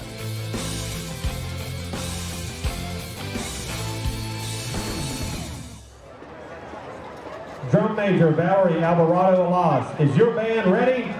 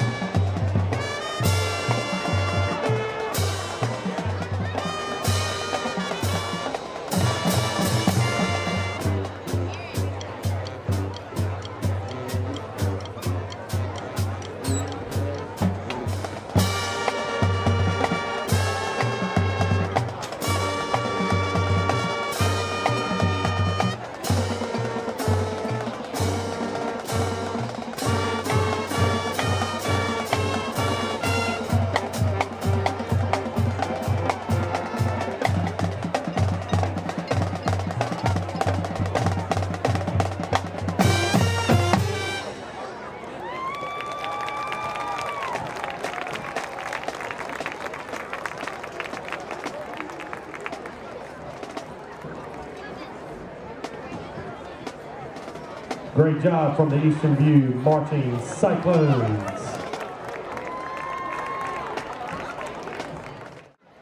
All right, welcome back to our broadcast. It's halftime at Cyclone Stadium. Our score, Brooke Point 14, Eastern View 6. Mark O'Connell, Chris Frazier, Johnny Krawchuk with you tonight from Cyclone Stadium. Nicole Wooten back in the studio of the Culpeper Media Network. Well, Chris, we talked a lot about that first half as it was being, played out, but let's recap the scoring. Eastern View got off to a pretty good start. They took the first lead on the big play from DeMaio Hunter to Jaden Williams. 6-0 Brooke Point. That came with 7:30 to play in the first quarter. They missed an all-important point after. 2 touchdowns by Brooke Point. And a couple of things they accomplished, of course, is they capped these long drives with points. Also chewed up a lot of clock. Yeah, they absolutely chewed up a lot of clock in that second quarter, especially and towards the end of the first quarter. I think the biggest thing for the Cyclones is getting some of the pressure off of DeMaio Hunter. He's been kind of flushed out of the pocket multiple times. Their last 2 drives were 3 and outs or 4 or 5 play drives. Not a lot of offensive opportunity for them. But I think also getting Brooke Point into those 3rd and longs where they can be successful and get some defensive stops as well on Coles. So Coach Lowry said in our pregame, they have to weather the storm. To me, that implies that he certainly expected one. I wonder if he was thinking it would come in the form of what wrinkle Brooke Point might show on offense. And I think that Wildcat formation with, Daniel Coles back there receiving the snaps for the Blackhawks has worked pretty well for the team. And then they inserted their regular quarterback, Gabe Dombeck, late, but just really for a couple plays. And we don't really know why, if it was an issue with Coles or if it was a coaching decision where they're just trying to change things up. We don't really know. The end, of course, is that certainly it didn't hurt the Blackhawks. They enjoy a 14-6 favor or advantage, and they get the kickoff to receive the kickoff to start the 3rd quarter. Yeah, I think that's big for them, getting the kickoff to start the 3rd quarter. Something that if, again, the Cyclones can get a stop, that's going to be big. Like you said, Coach Lowry talking about weathering the storm. You don't want to go down 21-6 before you get the ball back in the second half. So I'm sure they talked about it in the locker room, stopping Coles and Terrell on those, stretching across the field and things like that. See if they can kind of clog up the middle there with Frost and keep those guys out of the end zone and the red zone. All right, so that's the Cyclone perspective, Chris. But if you were the Brooke Point coach and you had a 14-6 lead over the Cyclones here at Cyclone Stadium at the intermission, are you gonna? What do you think? Do you keep it what you're doing? Do you add another wrinkle? What do you think? I think the advantage for them is they have the lead and they have time on their side right now. And you don't really talk about the clock management portion of it in the 3rd quarter, but if they can take 5 minutes off the clock every time they get the ball, that's going to pay dividends for them in the end, especially when Coles is getting 4, 5, 6 yards a carry. I mean, that's big. And if you can bring in that wrinkle of Dombeck, that adds even more to your team. So the Cyclones will be kicking off to the Blackhawks. We mentioned that the Blackhawks come in tonight with a record of 0-3. They've played Potomac, they've played Freedom, and they've played Riverside. Freedom really beat up on them pretty good. I think it was, 62-3 or something. What was the score? Yeah, 62-3. Wow. Opening game of the season. Then they played Potomac, and then they lost to Riverside, I think. Yeah, 28-15. Eastern View opened the season with a win over Culpeper, 41-14 in the Cannonball Classic. Then they beat Liberty, and then they beat Stafford last week, 28-0. But we pointed out that game 11-0 in the half, so it was closer than the score. All right. Well, Braden Capolini kick off with the Cyclones as we start this 3rd quarter of action. Here's his kick. We're underway. Let's see who gets under this one. It's going to be the return man. Tripped up as he got across the 30, and that was the very dangerous Dante Terrell. Well, they've been wanting to get him the ball on punt returns, and Capolini and the punt team of Eastern View wisely kicked away from him. That time he did get under the ball and return it out near the 35. So decent field position for the Blackhawks as they start on offense here in this third quarter, up 14-6. Yeah, Jason Spencer made a good play there on the kickoff team there, getting Terrell down before he kind of got the edge there. Like I said, hopefully they can just limit the big plays here and keep that offense at bay. All right, let's see what the Blackhawks do with personnel. They go back with Daniel Coles, number 3. On his right, Dylan Frost, and then Dante Terrell back there as well. 2 receivers to the left. Frost, the ball carrier. Straight ahead he goes. Brett Clatterball, number 24, makes the tackle. Had a question come in about Clatterball's jersey number tonight, and it is 24. He started the season wearing 34. I think he had the ripped jersey against Culpeper, wasn't it? He did, yeah, right before halftime. That jersey ripped, and of course high school sports cannot play with a ripped jersey. Not the NFL or college. We can't just slap another number on there and go for it. Got to go through the protocol, right? Ball at the 39. Cole's going to be the ball carrier, going to pick his way forward, look for the spot, go with forward progress out close to midfield, and a Brooke Point first down. Well, here's what I think, Chris. I think if you've got that wildcat formation with Coles back there, and you're getting 3 or 4 yards of carry with him and Frost, and maybe Dante Terrell, I think you just sort of keep doing this until Eastern View shows they can stop it. Yeah, absolutely, and they've shown that they can do it. They're putting Terrell in motion again. Cole's going to throw. He had a receiver out there, was just short, outside the reach there of Davion Estes. Second down and 10, Blackhawks from the 49. Yeah, kind of uncharacteristic of the Blackhawks so far, going pass on first down, but got to kind of change it up a little bit here in the second half. I'm sure that was something that they've talked about with every drive, kind of looking at the plays, but and they're going that 2-back setup out of shotgun every time now, and it's working for them. 3 or 4 yards of carry, like you said. Well, Frost is back there on the left of Coles, and on the right is Dante Terrell. Now he goes in motion. Coles is going to run it. He's going to look for running yardage, and he won't find any as Clatterball comes in, and I would say he submarined him on that play. Absolutely. Clatterball makes a great play, breaking through the blocking there of the Blackhawks, and gets gets Coles for a loss, and that's what the Cyclones need to get these 3rd and long situations, put the ball in Coles' hands to throw, get a stop, and get down the field and get on some offense. Well, I see some clean jerseys out there, but Dalton Lear Mitchell, his jersey's clean. He had a great catch for a touchdown in that second quarter. Here is 3rd down and 12 for the Blackhawks from the 47. Going to throw, and caught! Near the 30, went up for it, and going into the end zone is Davion Estes from 53 yards. Touchdown, Blackhawks. It's 20-6 with 10:22 to play here in the third. Wow, and give credit to the Blackhawks. Davion Estes goes up and makes a great catch on the throw by Coles.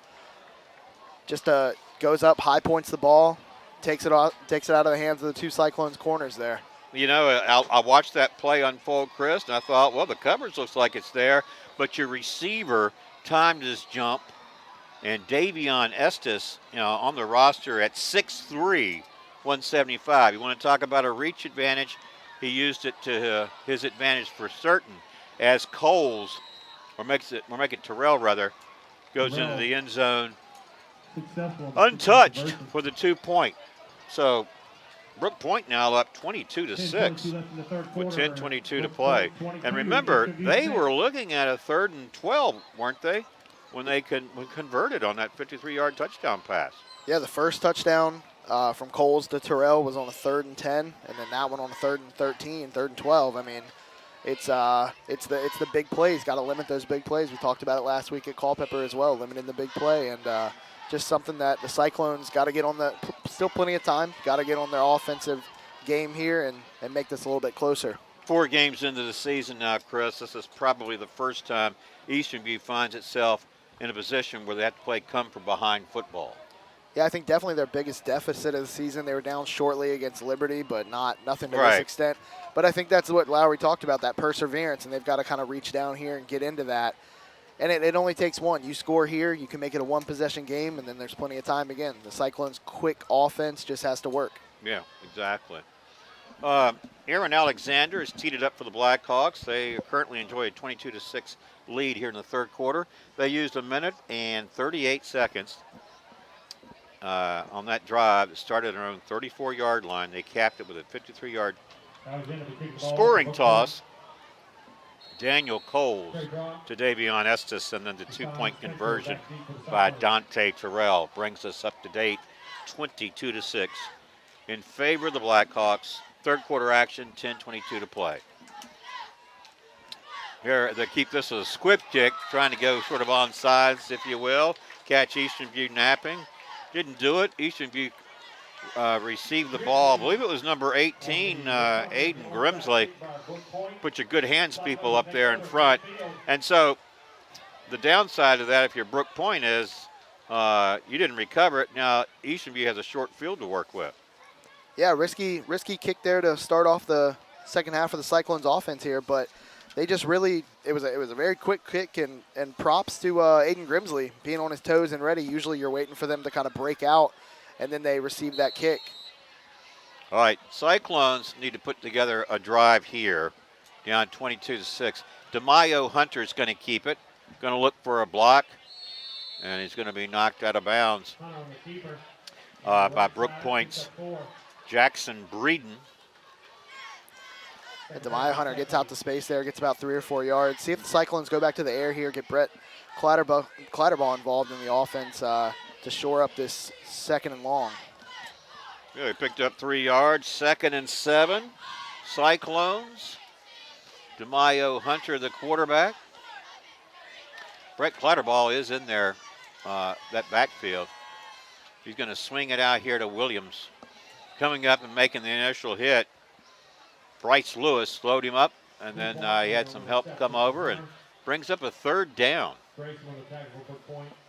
Right, third down for the Cyclones again. They're getting yards. We just got to get a couple more chunk plays in there to break up this little cold streak they have. And again, like you said, Brett Clatterball in there lined up in the backfield. Looks like it's tight end. You still have Trayvon Burks out there on the outside. He's targeted him twice. 3rd and 7, big play Cyclones here. DeMaio Hunter flushed out, going to keep it, going to look for that first down marker. He'll have it and step out of bounds. So DeMaio Hunter takes matters into his own hands, picks up first down yardage, he'll move the sticks. And I think this is a very crucial drive for the Cyclones, Chris, because they pretty much need to answer Brooke Point's score, because even though we talked about the clock and we still have 9:27 to play in the third quarter, you've seen the way Brooke Point can use ball control, score, and use that clock along the way. And Brooke Point's rattled off 22 unanswered points. The Cyclones opened the scoring. That's and true. They've rattled off 22 straight. Go back to the run. This is Jaden Williams, the ball carrier, I believe. No, make that Darius Stafford. Short pickup on first down. And props to DeMaio Hunter on that last first down run, getting the team energized there. Took a low snap, which could have been a disaster for the Cyclones, and he just took it and ran with it. Space opened up on the right side, and he picked up that first down, smartly running out of bounds without taking a hit. Well said. Picked up a yard. It's 2nd and 9. Cyclones from the Blackhawk 38-yard line. DeMaio Hunter throwing it out there. He's got a receiver, and it is about 2 yards shy of a first down. This one was caught by number 9, Xavier Carr. 3rd and 4 for the Cyclones. So 3rd and 4 here. Hunter had 2 guys over there, and Xavier Carr made a great play there. And they might be going wildcat with Clatterball here. Looks like DeMaio Hunter's on the sideline for this play with Clatterball there in the backfield. And they're looking at a 3rd and 4 from the 33. You're right. They line it up with Clatterball back there. Will they snap it to him? They don't. They snap it to the guy next to him. Ball is loose, but that's after he goes to the ground. This will be a first down. Let's see who ran this one. Chris? Might have been Jaden Williams again, who scored that long touchdown in the first quarter. It was number 2. Yeah, Jaden Williams. Yeah, so he had the first score of the game, and so far it's been Eastern View's only score. Now they snap it to Clatterball. Clatterball made a cut, picked up a few yards on the play. Cyclones mixing it up fairly nicely now. Yeah, both teams going to their own version of the Wildcat here. You got Jaden Williams as well as Brett Clatterball there, and the Cyclones are keeping with it. I mean, they've got their own little version going here, 3 or 4 yards to carry, and they're running with it. And then back to Clatterball they go. Over right tackle, straight ahead. It looks like he's just shy of that 20-yard line. It was 2nd and 7. On the run up the middle for 3 yards. Picked up 3, brings up 3rd and 4. Manageable 3rd and 4. Clatterball stays in the game. He's wearing jersey number 24. They've gone to that formation with Clatterball, the possible receiver off that snap. But it's not to Clatterball. This one broken up. It was snapped to Jaden Williams, and he threw the ball incomplete. And Brooke Point alert on the play. Yeah, the Cyclones try a little trickery there. We thought that was just straight up Wildcat running off that right tackle, like you said. It looks like Demiah Hunter's coming back into the game now for this 4th down. Well, you know, a field goal is not going to help them, so it's 4th and 4 from the 21. Need a first down here. They turn it over to the Blackhawks, who lead 22-6. Low snap. Hunter's got it. Throws near side. This one is wrestled before, contended with. Nice play by Brooke Point's Aaron Alexander on the defensive play to rob Trayvon Brock of the reception and forces Eastern View to turn it over on down. How did you see that play, Chris? Trayvon Burks had a tough run of things tonight. Trayvon Brock, had the long play down the left sideline in the first quarter that got broken up on that 3rd down, and then that play right there where Aaron Alexander made a really good play on the ball. Just unfortunate the Cyclones turn it over after sustaining a bit of a drive there, but if they can get a stop here, get good field position, and go right back at it. Brooke Point takes over at the 21-yard line, leading 22-6. 6:56. Clock stopped here in the 3rd quarter.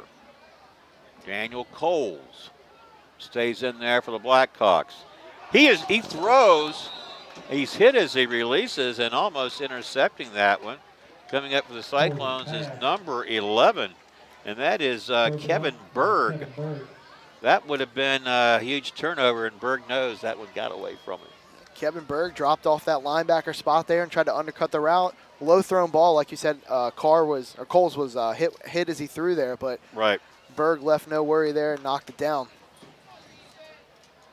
Yeah, if you're Berg, you're probably thinking, I'd like to have that one back.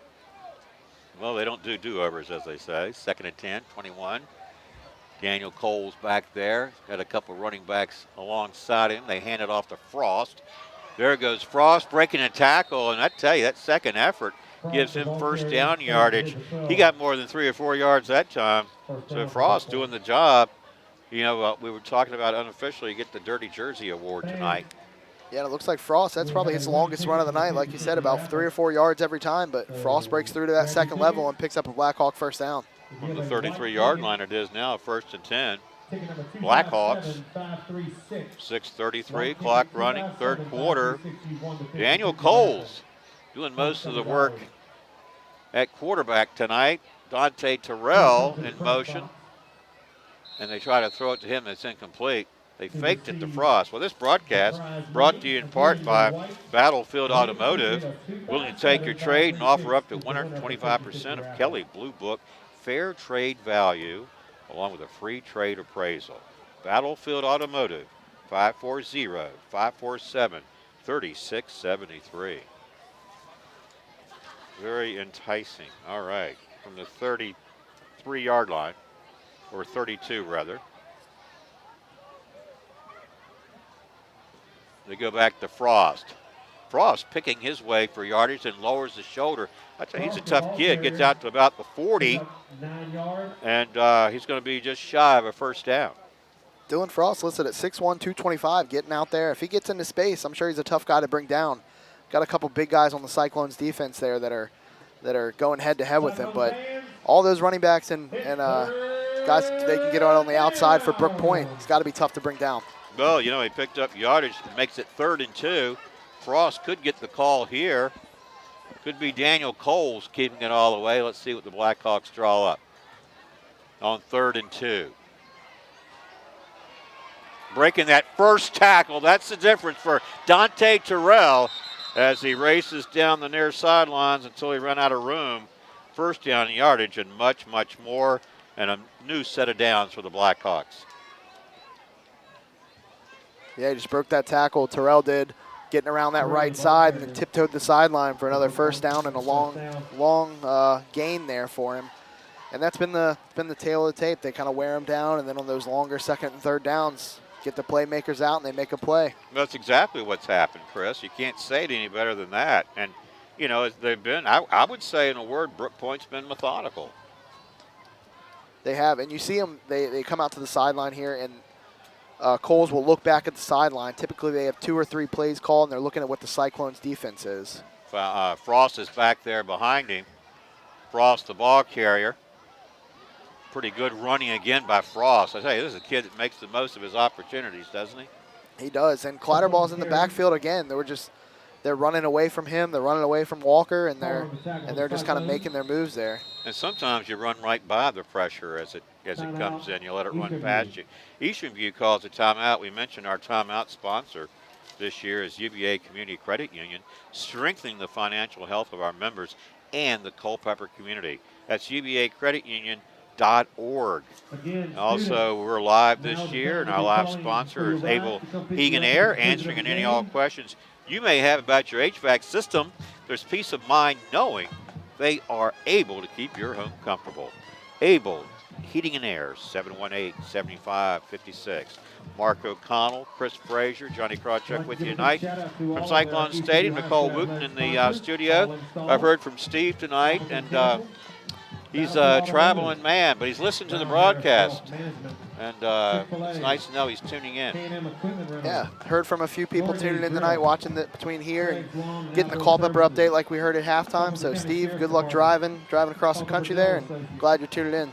And if you hadn't heard, we did get an update on the Liberty Culpeper game. Was it like 21-6 or something? Yeah, I think it was 21-7 Liberty at the half. At the half, right. 2nd and 3. Blackhawks here after that Cyclone timeout. So the Cyclone defense looking for an answer here. 2nd and 3 now from the 29. They fake it, they throw it, incomplete. Well, they tried to get it over the middle of Davion Estes. Overthrew him, incomplete pass. Brings up 3rd down and about 4. And the last couple throws for Coles there, 2 of them have been those touchdowns, but just Cyclones so very close to either tipping it out of bounds or getting a turnover, and that's been big for the Cyclones. When they can win that turnover battle, usually bodes well for them. But been a turnover-free game so far, other than a couple 4th down conversions. Right, they've had a couple fumbles that were recovered by the team that fumbled. They didn't turn it over, and I think that you call that a fortuitous bounce or something, right? Lucky bounce or whatever it is. No turnovers so far. 3rd and 4. That was Clatterball showing pressure, then backing off. And Brooke Point maybe changing things a little bit here with Terrell in motion. They try to swing it out to him. Makes a nice catch out there. A 1st down and much more as it looks like he, let's see where they stepped out. Complete to Terrell. They did rule him out of bounds. Let's check the spot. Well past 1st down. Well past the 1st down marker, no doubt.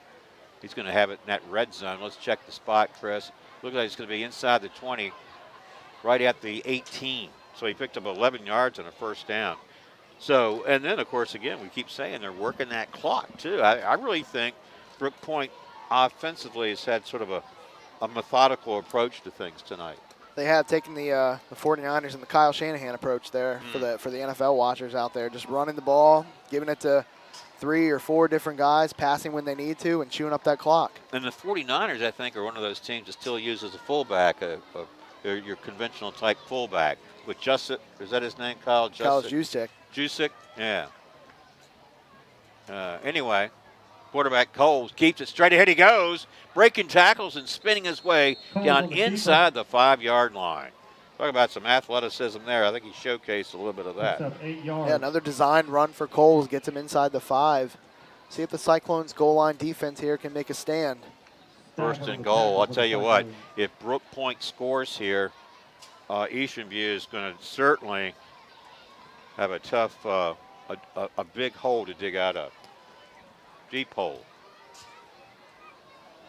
And again, Brooke Point using the clock nicely, time management. Cole's the quarterback. Another design for him to run the ball. Straight ahead he goes. Looks like he'll be just a little bit shy of that goal line. But they've got 3 other tries to get it in there. Second and goal from the spot. Let's check and see where they put it. First and goal. Right at the 2. For Brooke Point. Center there for Brooke Point is number 52, Connor Dufresne. I think, what do you think about size-wise up front? They look pretty good up there for Brooke Point, don't they? Yeah, quite a few big guys there on the inside of that line. Second down and goal for Daniel Coles. Going to swing it out here. Going to have the receiver, number 11, Julius Gillis-Ware. I'm a little surprised with that play. It almost looked a little dangerous. Yeah, definitely dangerous getting over. I mean, you've got Clatterball and Walker breaking through the line there, pretty tall guys, and then Darius Stafford makes a great play on the tackle out there, doing it on both sides of the ball for the Cyclones. Definitely a touchdown-saving play there on that swing pass. When you think about the running of Coles up the middle and you think about the fullback coming up, Dylan Frost, that call did surprise me, but it didn't hurt the Blackhawks. It's second and goal from the 2.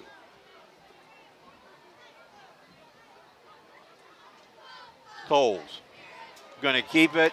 This time, Braden Walker and the Cyclones are waiting for him, and they stop him for a loss back at the 5-yard line. It'll be third and goal from that spot. There's a penalty flag down, though. And I didn't see the infraction. Coming from the back, Judge, out of the end zone there. Could either be holding or a hands to the face, and they're talking to Lowry right now. Good call, Chris. It is a holding against Brooke Point. That'll back them up 10 yards. So it was second and goal from the 2, and they stopped him at the 5, and now they tack on the 10 yards. Yeah, give your defense some breathing room here. You would have looked at about third and goal from the, 5 or 6 after that tackle for a loss. But if they take the penalty, doesn't it make it second and goal? They have to repeat that? Yeah, second and goal now. Looking at it from the 15, though, so giving the Cyclones some room. There you go, second and goal from the 15. Right. And the clock is running, though, and I think that's a concerning factor. Just under 3 minutes to play here in this third quarter. 22-6 Brooke Point, and they're threatening for more, despite the backup with the holding call. They go back to Dante Terrell and Brett Clatterball, and Eastern View's number 69, Brandon Weaver, combined for the tackle. So now you got a third and goal from the, let's check the spot, 14. Only picked up a yard. Yeah, great play by Clatterball and Weaver there to stop him short for only that 1-yard gain. Is this 2-down territory for Brooke Point, or do you think they'd opt for a field goal if they get in that position? I think if you're Brooke Point here, unless you get really close, you opt for the 3. All right, third and goal from the 14. Throwing. This one incomplete. Yeah, I think here you're at about the 14-yard line. No sense in risking it. Yeah, it looks like the field goal team's coming on. Well, we talked about Aaron Alexander in our pregame. Certainly easily within his range when we watch what he could do. Yeah, definitely in the range here, but a really good stop of the Cyclones there to limit them to 3. Looking to put them up to 25-6. My calculations are correct. This will be a 31-yard field goal attempt. It's spotted at the 21. Well, he kicked a 30-yarder last week, did Alexander. Here's his kick. It's up and good from 31 yards out. Field goal is good. Makes the score 25-6. Well, Brooke Point didn't get the touchdown, but they didn't come away empty either. And not only that, Chris, I know I sound like a broken record, but they're working that clock. And so basically what you're doing is you just keep creating a greater disadvantage for Eastern View because you're scoring points and they got less time to react to you now.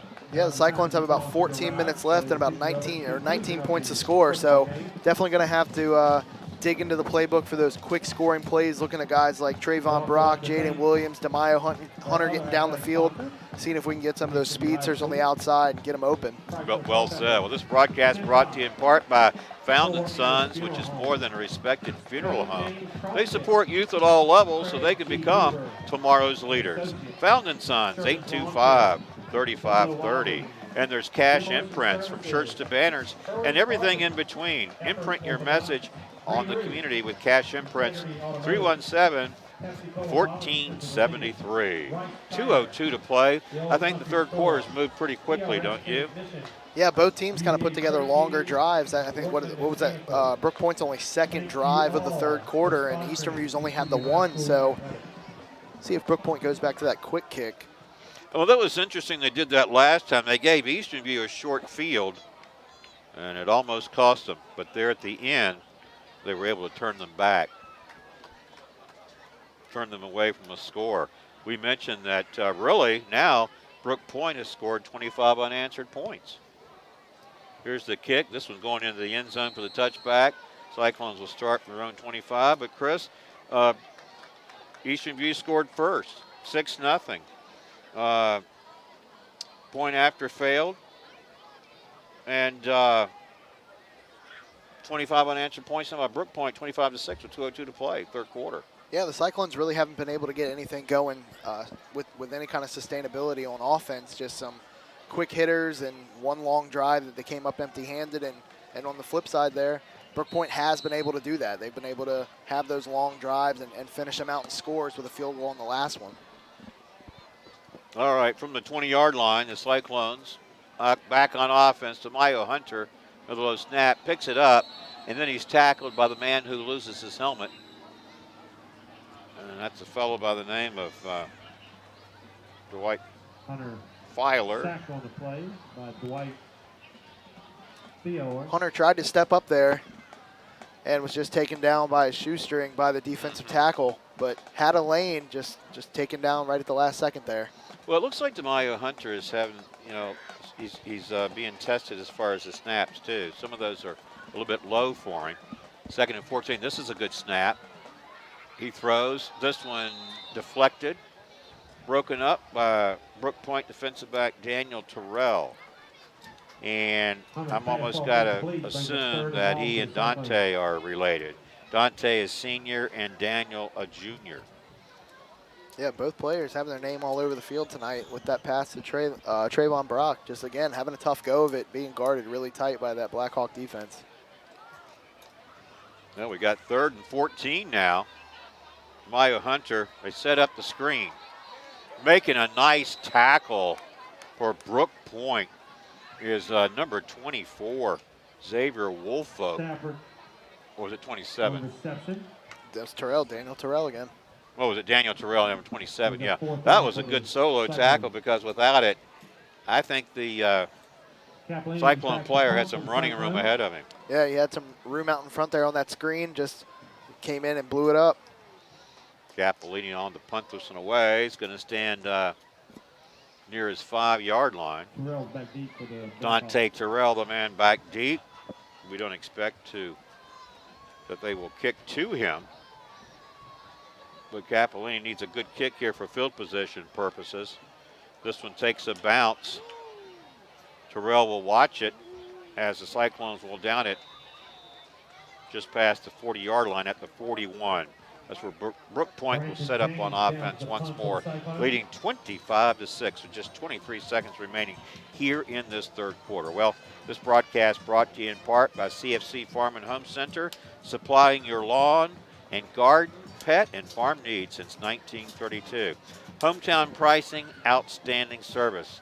That's CFC Farm and Home Center.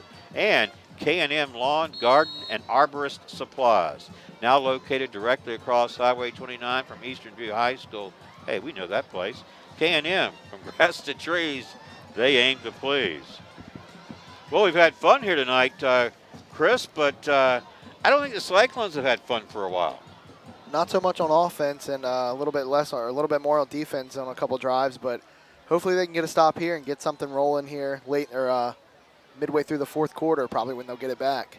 Well, Brooke Point takes over on offense. from its own 41-yard line. Delay of game against Brooke Point. And they're being hit with a delay of game. That'll push them back 5 yards to the 36, and it'll be 1st and 15. Better start for the Cyclones there. Just got to keep them in front now with the 5-yard deficit starting off. Well, we've mentioned Daniel Coles' name a lot. Getting the nod at quarterback for the most part here, and a lot of reps tonight. And Frost can't go anywhere. No, it wasn't Frost. It was number 12, Dalton Lear Mitchell.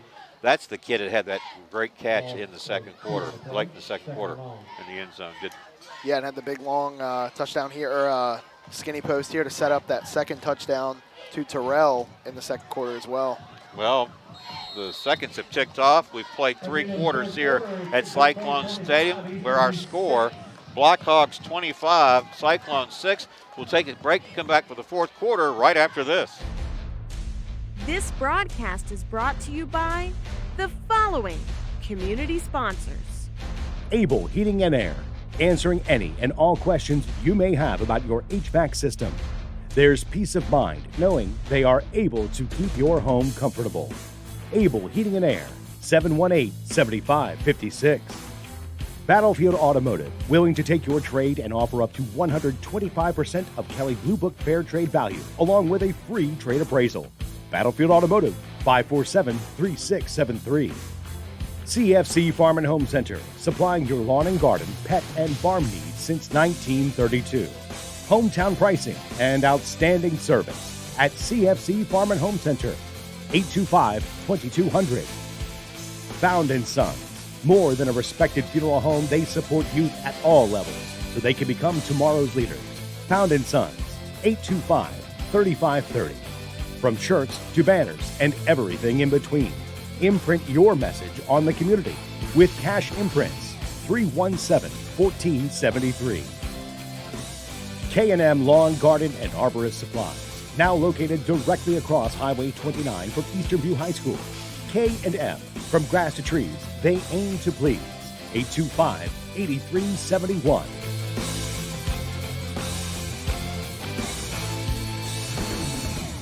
Okay, welcome back to our broadcast at Cyclone Stadium. We are set to start the fourth quarter with the Blackhawks in possession and out front 25-6.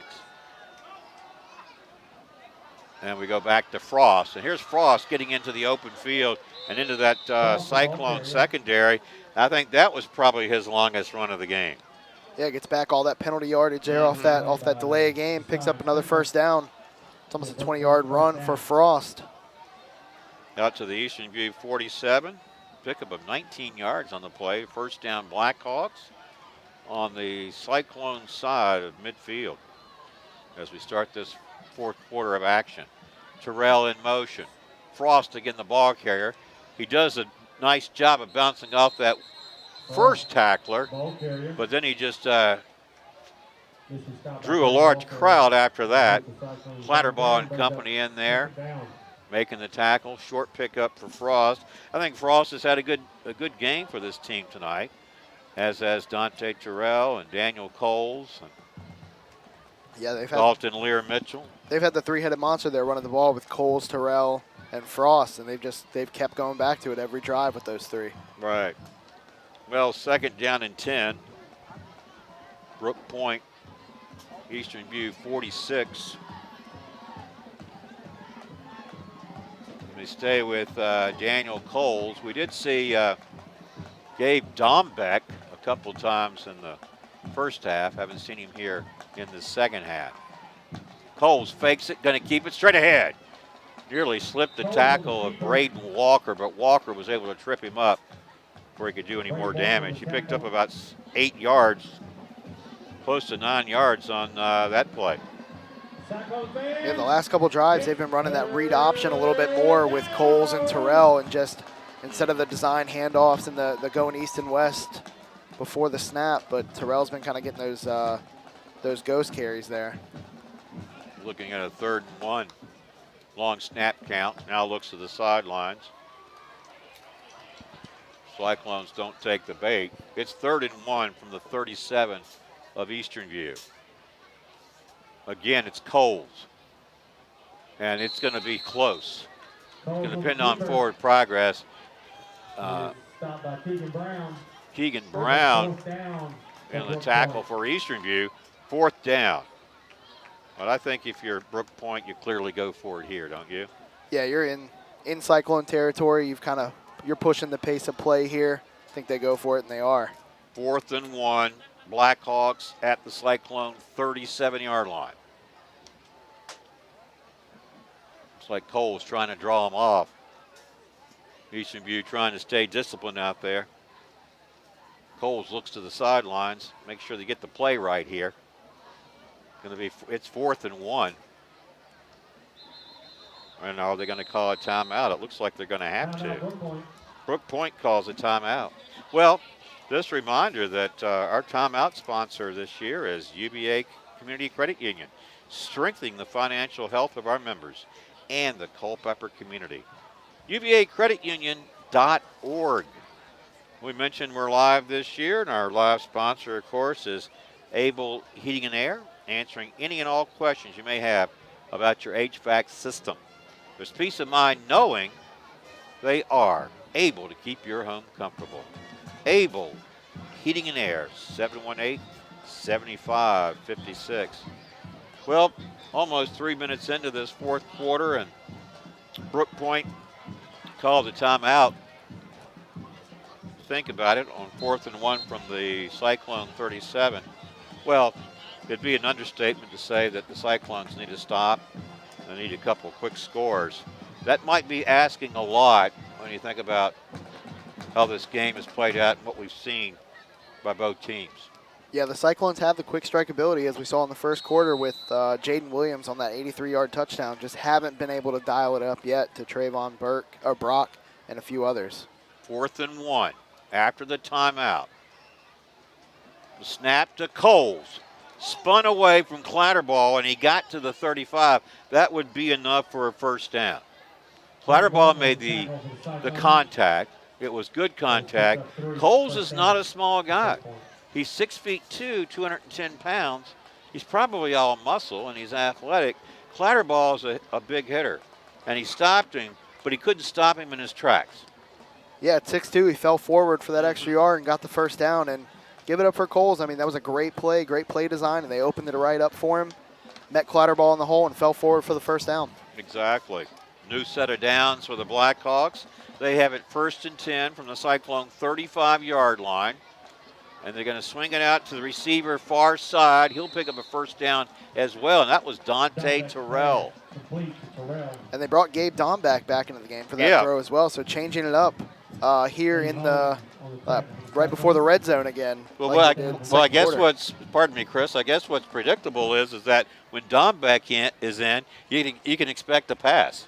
Yeah, he's aired it out a couple times with those little flat throws and flares out of the backfield, and just that's been the game they're running. They get Dante Terrell in motion almost every play, and they're hitting him in the backfield, letting him get space. I guess when you return 9 punts for a touchdown last year, they want you in space. Absolutely. So Domback comes in. He comes in throwing.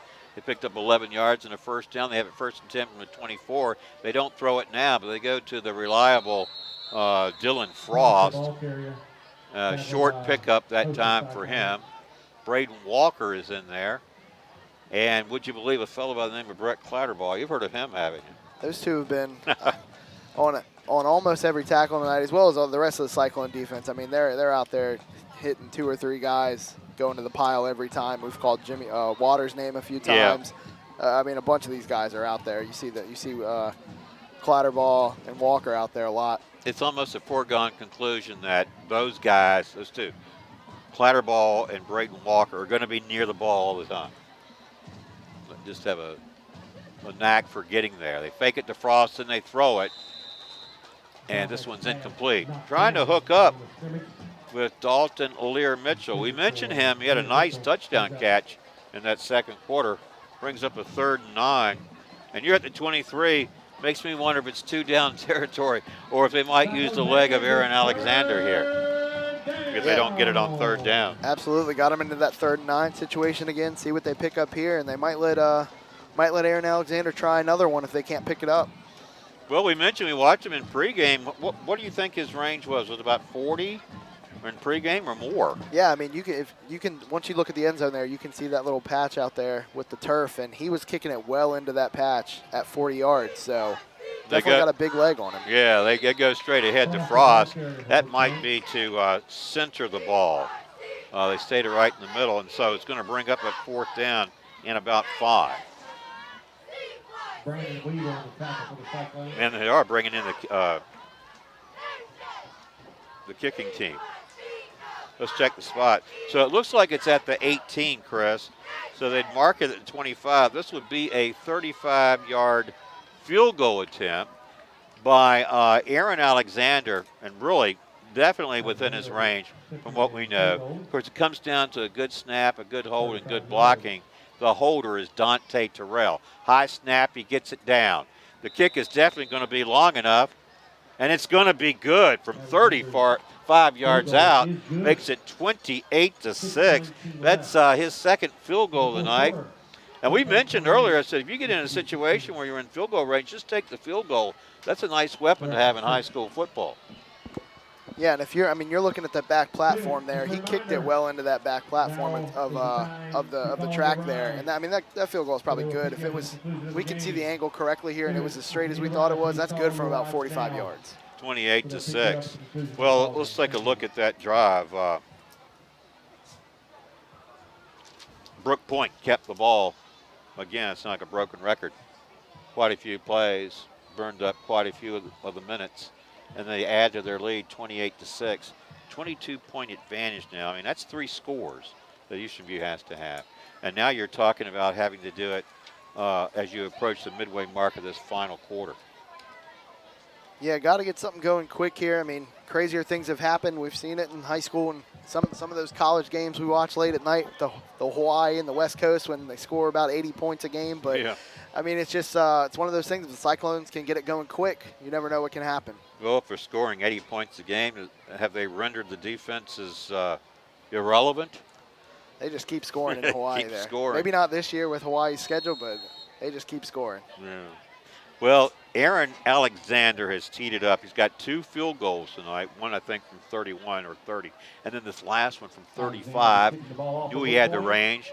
He's been very consistent for this team, and I tell you what, that could really mean something down the road when you're in a tight game with these teams, and you got a guy like Aaron Alexander who can kick away with such, distance and accuracy. And here he kicks it into the end zone for the touchback, and you're always taking away your return man when you can have those touchbacks for you. And again, that's an asset for your team. Yeah, the Cyclones have some weapons back there. We've called out their names a few times with Williams and Brock and Stafford as well. And I mean, they can all get out on the edge and run pretty fast. But if you have a guy that can consistently kick it into the end zone, you just don't have to worry about that. Mark at the 20. That's where Eastern View takes over on offense. But they've got a tough road ahead, trailing by 22 points in half a quarter to do something. DeMaio Hunter going to be pressured, and he is able to get away from the first defender and then throw it away. Well, giving chase was Jordan Grayson, and Grayson had his jersey for the moment.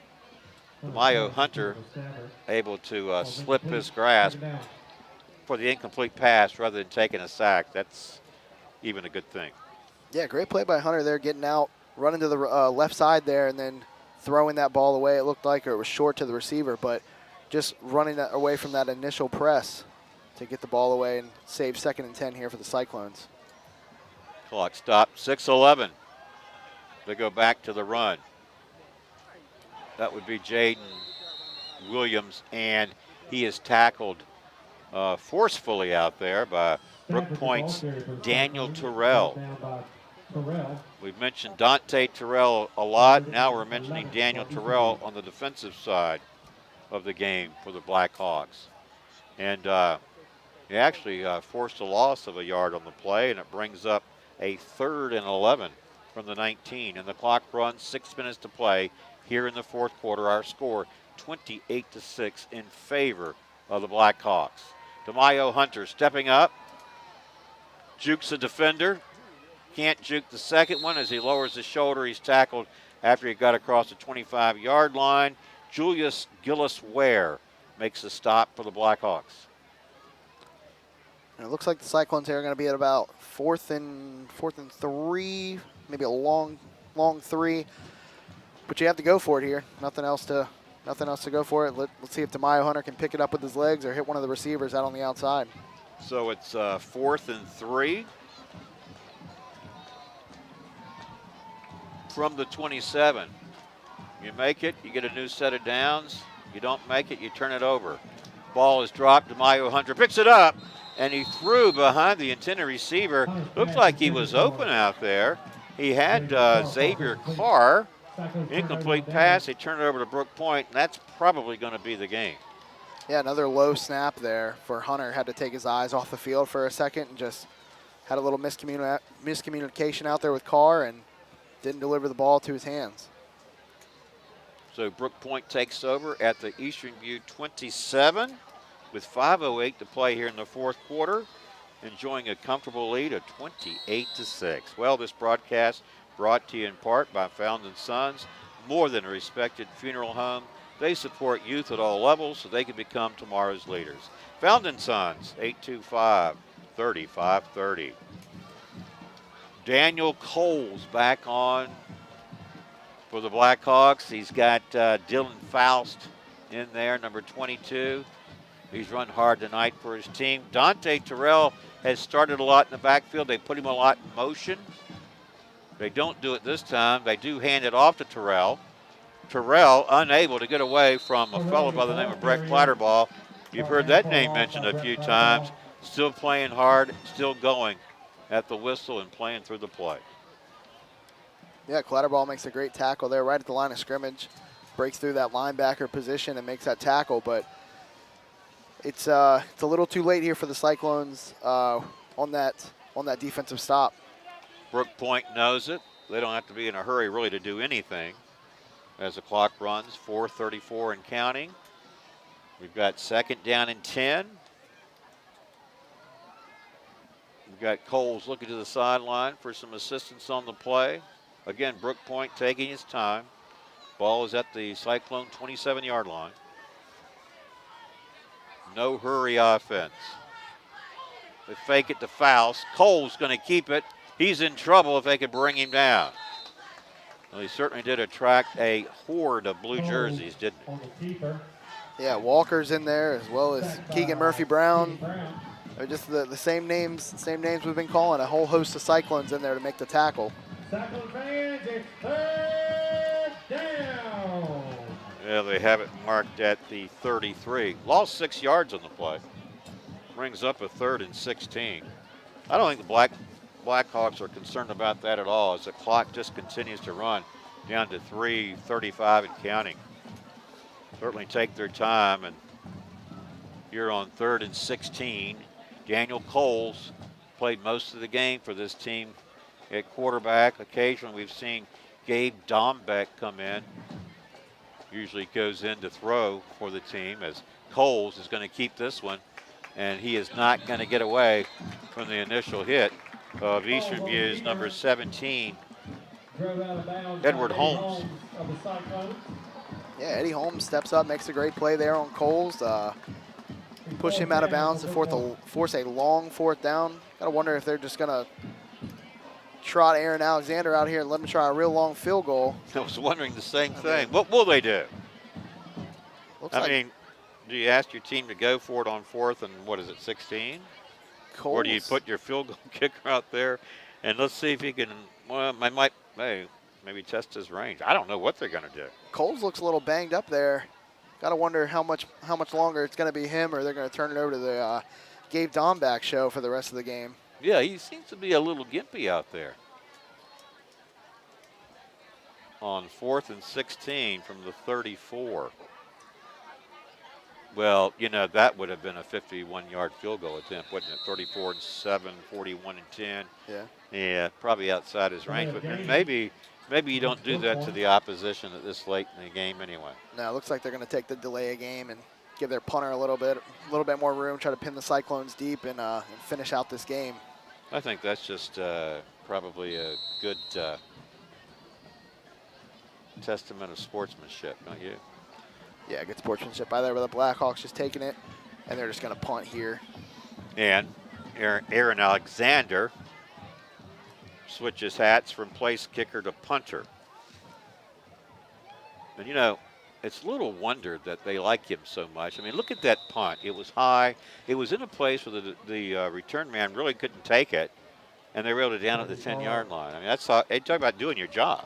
Yeah, I mean, and he brings an interesting dynamic, like we said earlier, about him being a wide receiver and a DB on that fake. It didn't work out that time, but can use the wheels if he wants to fake it, and can punt the ball very well when he wants to. We've seen his extra point and field goal leg tonight, but does a great job in the kicking game as well, which is so important in the game of field position.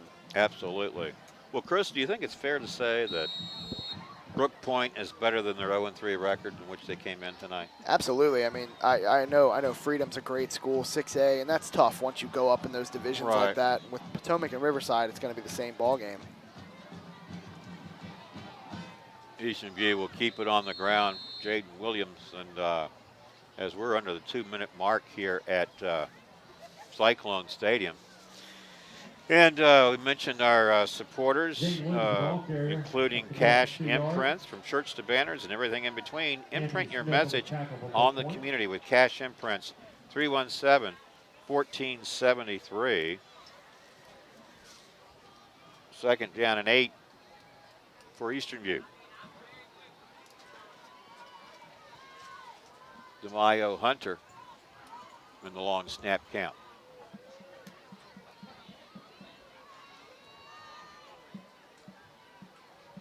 Now they get set, and here's the snap. Hunter going to throw. Got a receiver out there. Let's pick up his name. That's Clatterball, isn't it? Kevin Berg. Oh, I'm sorry. Number 11, Kevin Berg. Couldn't see it with the shadow there. Just tall, lanky. You had to take your guess at tight end there. Kevin Berg. Clock continues to run. We're under a minute to play here at Cyclone Stadium. It's going to be a big win for Brooke Point tonight. 28-6 is the score. It's probably how it's going to end. 3rd and 3 from the 17 Cyclones. DeMaio Hunter been the quarterback for Eastern View, and he's going to run it here on 3rd down. And he's going to pick his way forward for a first down out to about the 25-yard line. It looks like 30, actually. Pick up a 13 yards and a first down.